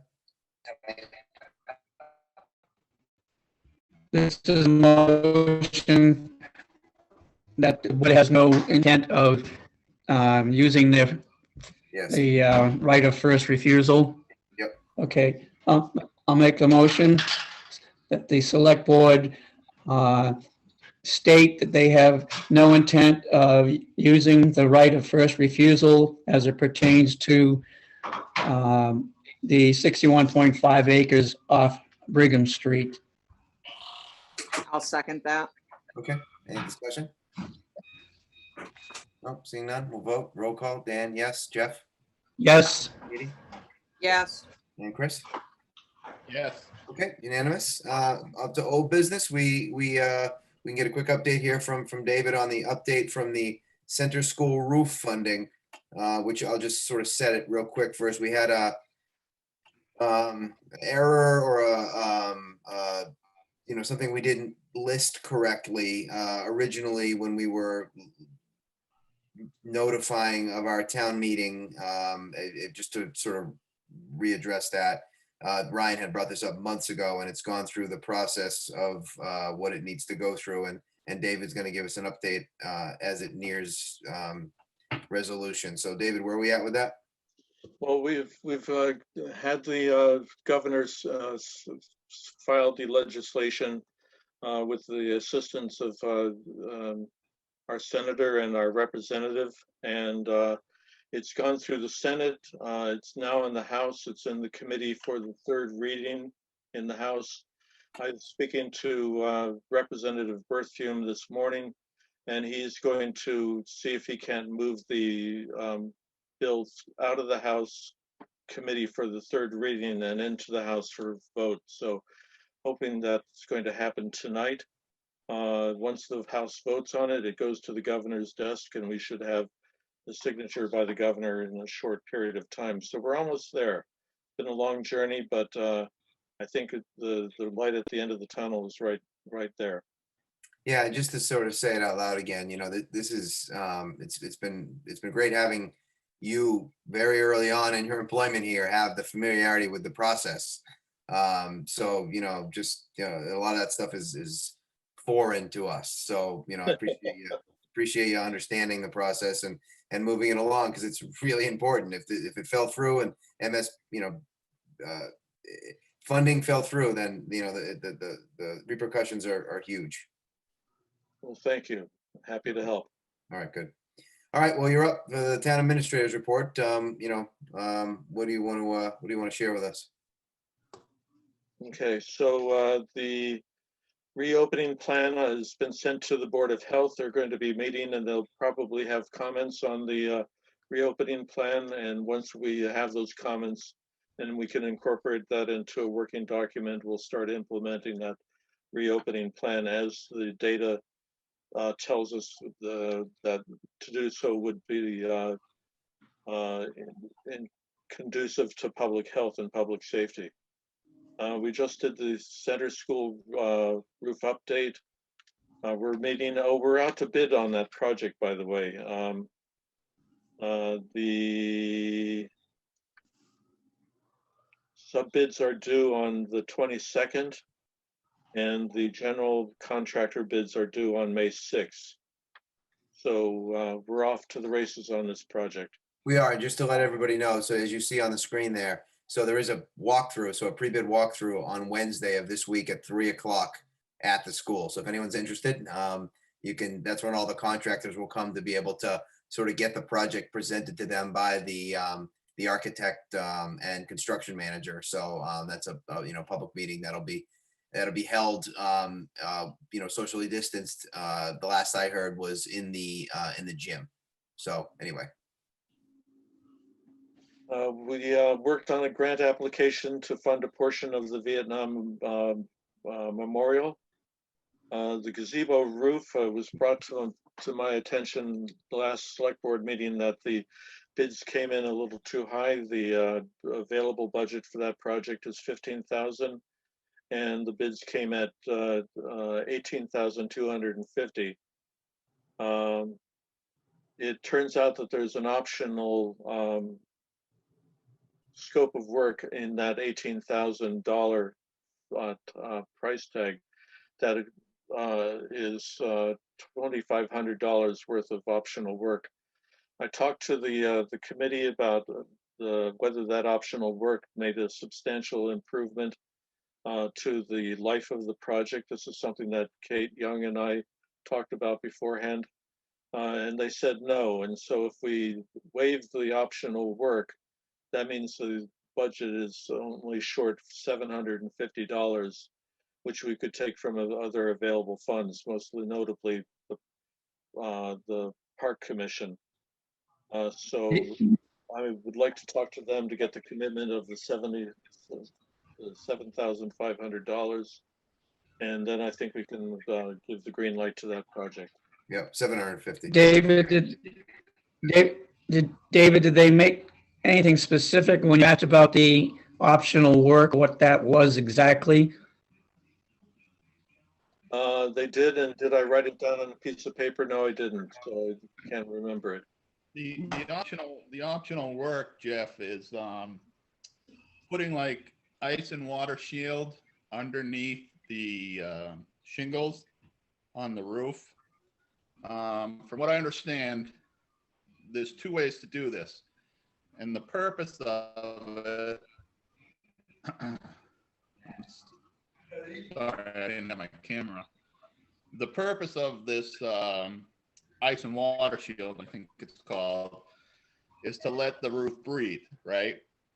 Well, when this roof was built, that was also a consideration. And the way the shingles are laid, it allows for the shingles to breathe. And this is something they were doing, 30 years ago when they built this thing. So this ice and water shield is new technology that would do the same thing. But because of the way the roof is substrated, the way the plywood is beneath it, and the strapping goes across, it's already set to breathe. So we didn't need that additional $2,500 for that lay down that would done the same thing. Solid explanation. Thanks, Chris. Appreciate that. Okay. So now I sent the quote, so you guys all have that, right? And this is gone over the Parks Committee and get this project rolling.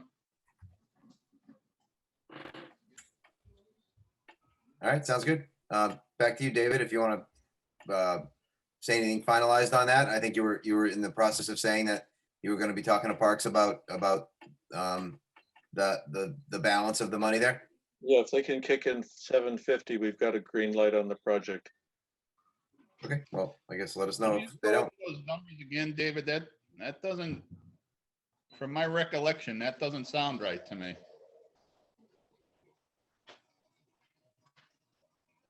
The numbers? Yeah. I thought the bid came in at I don't have it in front of me. I sent it out. Does anyone have it in front of them? You're working off of that bid I sent out, correct? Correct. I can double check the math. That was 18 and change. I thought it was 18 and change. And then if you pull off the $2,500 for that substrate we just talked about, that only brought it down to 16 and change, right? And we only allocated $12,000. So I think we need, I don't have the quote in front of me, but I would check those numbers and make sure Okay. we're pursuing what the bid really needs, Okay. please. I'd be happy to do that.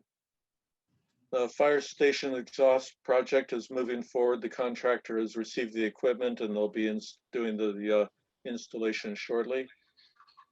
The IT upgrade, Aaron has done a lot of work on making this IT upgrade project happen. This is to acquire the new copier capable of scanning the kind of documents that need to be archived using the Laserfish program. So we had a training on this and documents are being scanned. So this project is now underway. Skipping around a bit, various procurements. I talked to the town of Rutland about the cell tower. They have the geotechnical report from the engineers on about the site, and they are digesting that information and coming up with bid documents for the cell tower. Talked to the town administrator today, and he's interested in moving this project forward as much as we are. Our affordable housing project, we had identified a town pit for possible siting of the affordable housing. We've hired VHB, an engineering outfit, to analyze the soils, and they're performing the soil tests either this Friday or next Friday. And our revenues are coming in very strongly at this point. We expected them to be at 75% of a target budget. They're at 80%, which is good news. And our expenditures are trending lower than we had expected. We had expected 75% of the expenditures to have occurred at this point, but we're at 70%. So financially, we're in pretty good shape. And that's about it. Okay. Great. Thanks, David. Okay, well, moving on, we have policies to review, none to review tonight. Boards and committee update. I don't have any. I gave them already for the town center committee. Does anybody else have anything on board or committee updates? No. Okay. Matters not reasonably anticipated by the chair. I don't have anyone. Does anyone have anything they want to bring up now? Dan, I do, if you can allow me just a couple of minutes. I wanted to put before the board, as you all are probably aware, Friday there was one heck of an accident downtown.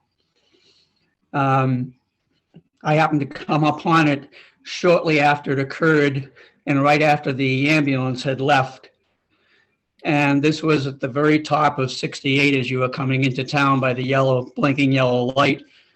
The car had totally flipped over and was on its roof, still smoking away, and fire engines there and the police and so forth. And it just brought to mind, to me anyway, that continues to be what I call a very dangerous intersection from two directions. That 68 coming into town from the Holden area and also from Brigham Street. I know personally from the years I've been living here, which is now close to 20, I've had personal experiences where just coming out of Brigham Street, if you want to turn right just to go downtown, some people just come over that little rise, that hill coming up, as if we didn't even have a blinking yellow light. Yeah, And I know, I don't want to interrupt you, Jeff, but I guess I just did. I couldn't agree with you more. I do that same right turn probably twice a day, every day, and people come up that hill going crazy, and you got to do a double take before you make that right-hand turn. So I agree with everything you're saying. I wasn't familiar with the accident, but experience tells me that's very hazardous there. well, I appreciate that. The point I'm trying to make is it gave me pause and made me think back to amount of time that I've been in town, which is 20 years. I've been on the board for 8, and I was trying to think about the accident history, what it just might be for that particular intersection within the last, let's say, 10 years or even 20 years. Since I've been on board and on the board, and Dan, maybe you can attest to this, I cannot recall ever discussing this topic for any reason, the safety. And I was just curious if we could, what, if anything, we can do as a town to get people to really, quote unquote, enter the intersection at a slow and safe speed. I would question the dealing with the fact that I understand we're dealing on a state highway, Route 68, as well as our own town, Main Street. So I was curious if we might be able to request whether of the police chief, if he's the right person for this, or police and fire, if they could somehow look back to give us an idea of what the history of this intersection actually is in terms of the accidents, and something that he could present to us so that then we could possibly, if we were interested, put it on the schedule of one of our coming up meetings, because I really feel strongly that people are ignoring what's there to begin with. Forget the blinking yellow light. And I don't know if we have the legally the power on our own to post signs entering into Hubbardston from 68 more than what's there to get them to take it seriously and really slow down, or just what we can do if, since it's a state road and it's our road. But it made me really think about this, because it was very vivid when I came upon that vehicle, still smoking, etc. I still don't know what caused it. I haven't heard, nor do I know if anybody, God forbid, if it was a fatality or if anybody got hurt. All I know is that the ambulance had left just as I came upon it. And so this was something I've been thinking about over the weekend. I just wanted a chance to mention it to the board. So Thanks. if I could just jump in, sorry, Katie, we talked about it a million times as a town center committee. I mean, we've been on this committee for 7 years, and that's been a very important area that we talked about as far as whether, because we did a traffic study of how many cars go north and south in that area. That was done before we started town center, and then after we started town center, because it had to do with funding and so many other sorts of things. We talked about making Brigham one way. So making it literally going one way away from town, so you couldn't come out and turn left or right, which I thought was a decent idea.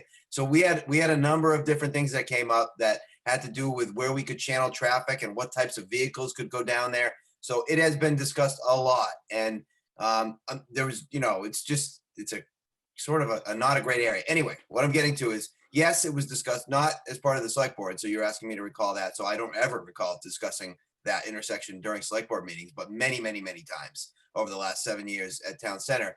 What the current plan is it is going to be improved. So for the town center work, there's a whole area on Lou's property that's going to get shaved off and a sort of wall getting put there to improve visibility significantly.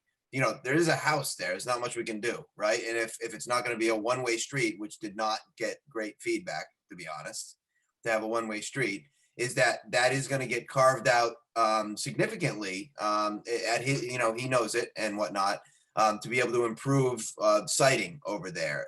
Another thing that did not go well was proposing a full-on traffic light. That was just like one of those things asking for a disaster as well. So anyway, happy to discuss it further. Lots and lots of this has been talked about as part of the town center.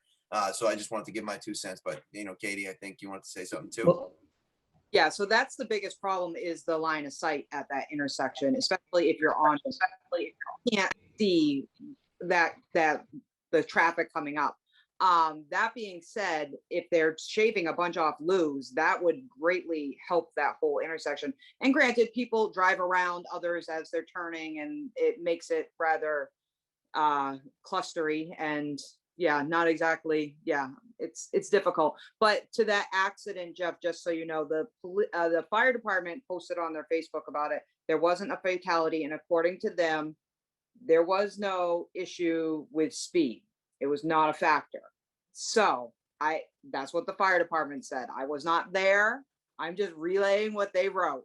So a lot of people, argued about that, but again, I wasn't there, so I have no clue. They're saying speed was not a factor in that flip the other day. So it was the way that the car hit the other car and it just managed to flip it. No, I appreciate that because I was curious, but the point I'm still trying to make, and again, I think you all agree, is all right, in that particular case, thank God nobody was hurt and it wasn't to do with speed, but we do have a problem of people coming into the town faster than they're supposed to be from the Holden direction.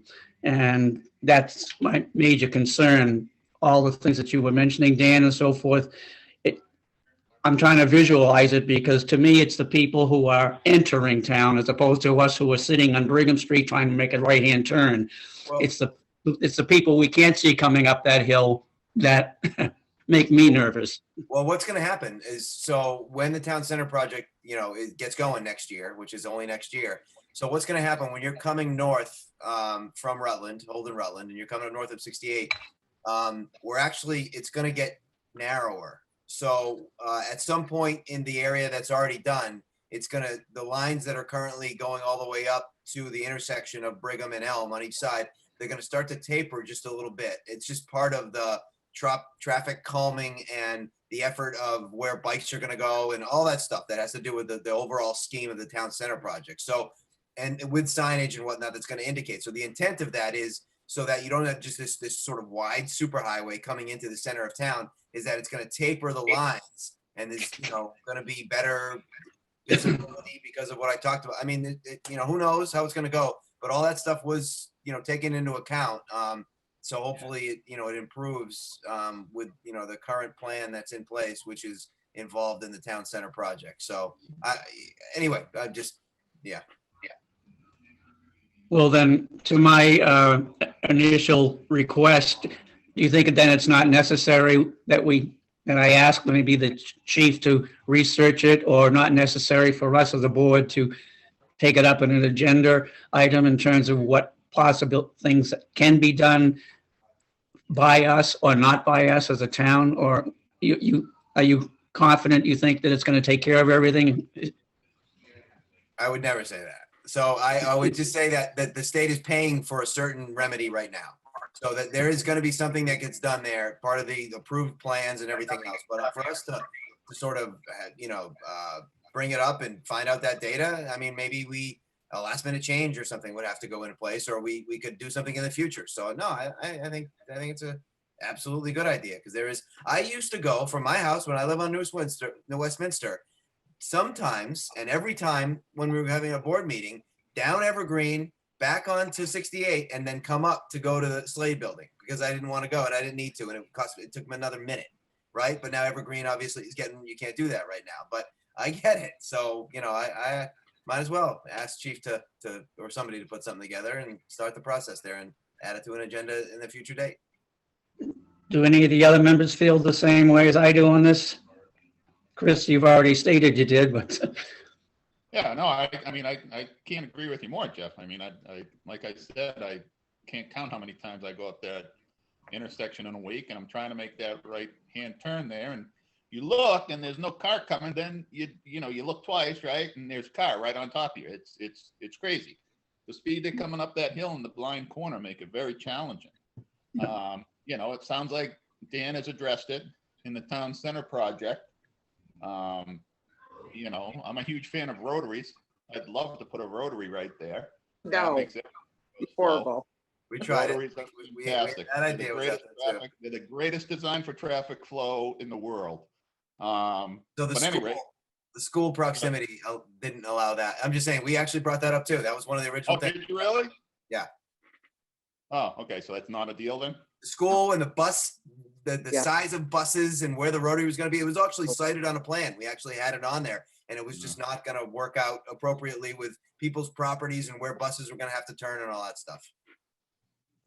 Okay, Well- let's not let Bess get in the way of better here. You know, Dan's got a plan here that he's gonna set up, and sounds like they've addressed the problem, and hopefully it helps out a little bit. If that doesn't seem to make it better, then we can always rethink it down the road. Yep. Traffic, speed bumps every 6 feet. Moguls. Well, thank you anyway. I appreciate you giving me the time. All right. Anyone have anything else they want to bring up? Jeff, thank you. Yep, thanks, Jeff. Anyone else have anything they want to bring up? Okay, we are at the public press question and answer. Erin, anything in there for this item? There was nothing. Okay, so it is getting a little late, and I think I'm gonna push off this executive session, which is just a review of executive session meeting minutes. Is that correct? Yes. Well, I'm gonna push that off till next time. That'll do it for our current agenda. So yeah, Move to adjourn. Second, that is not debatable. We will go to a vote. Roll call. Dan, yes. Katie? Yeah. Jeff? Yeah. Chris? Yes.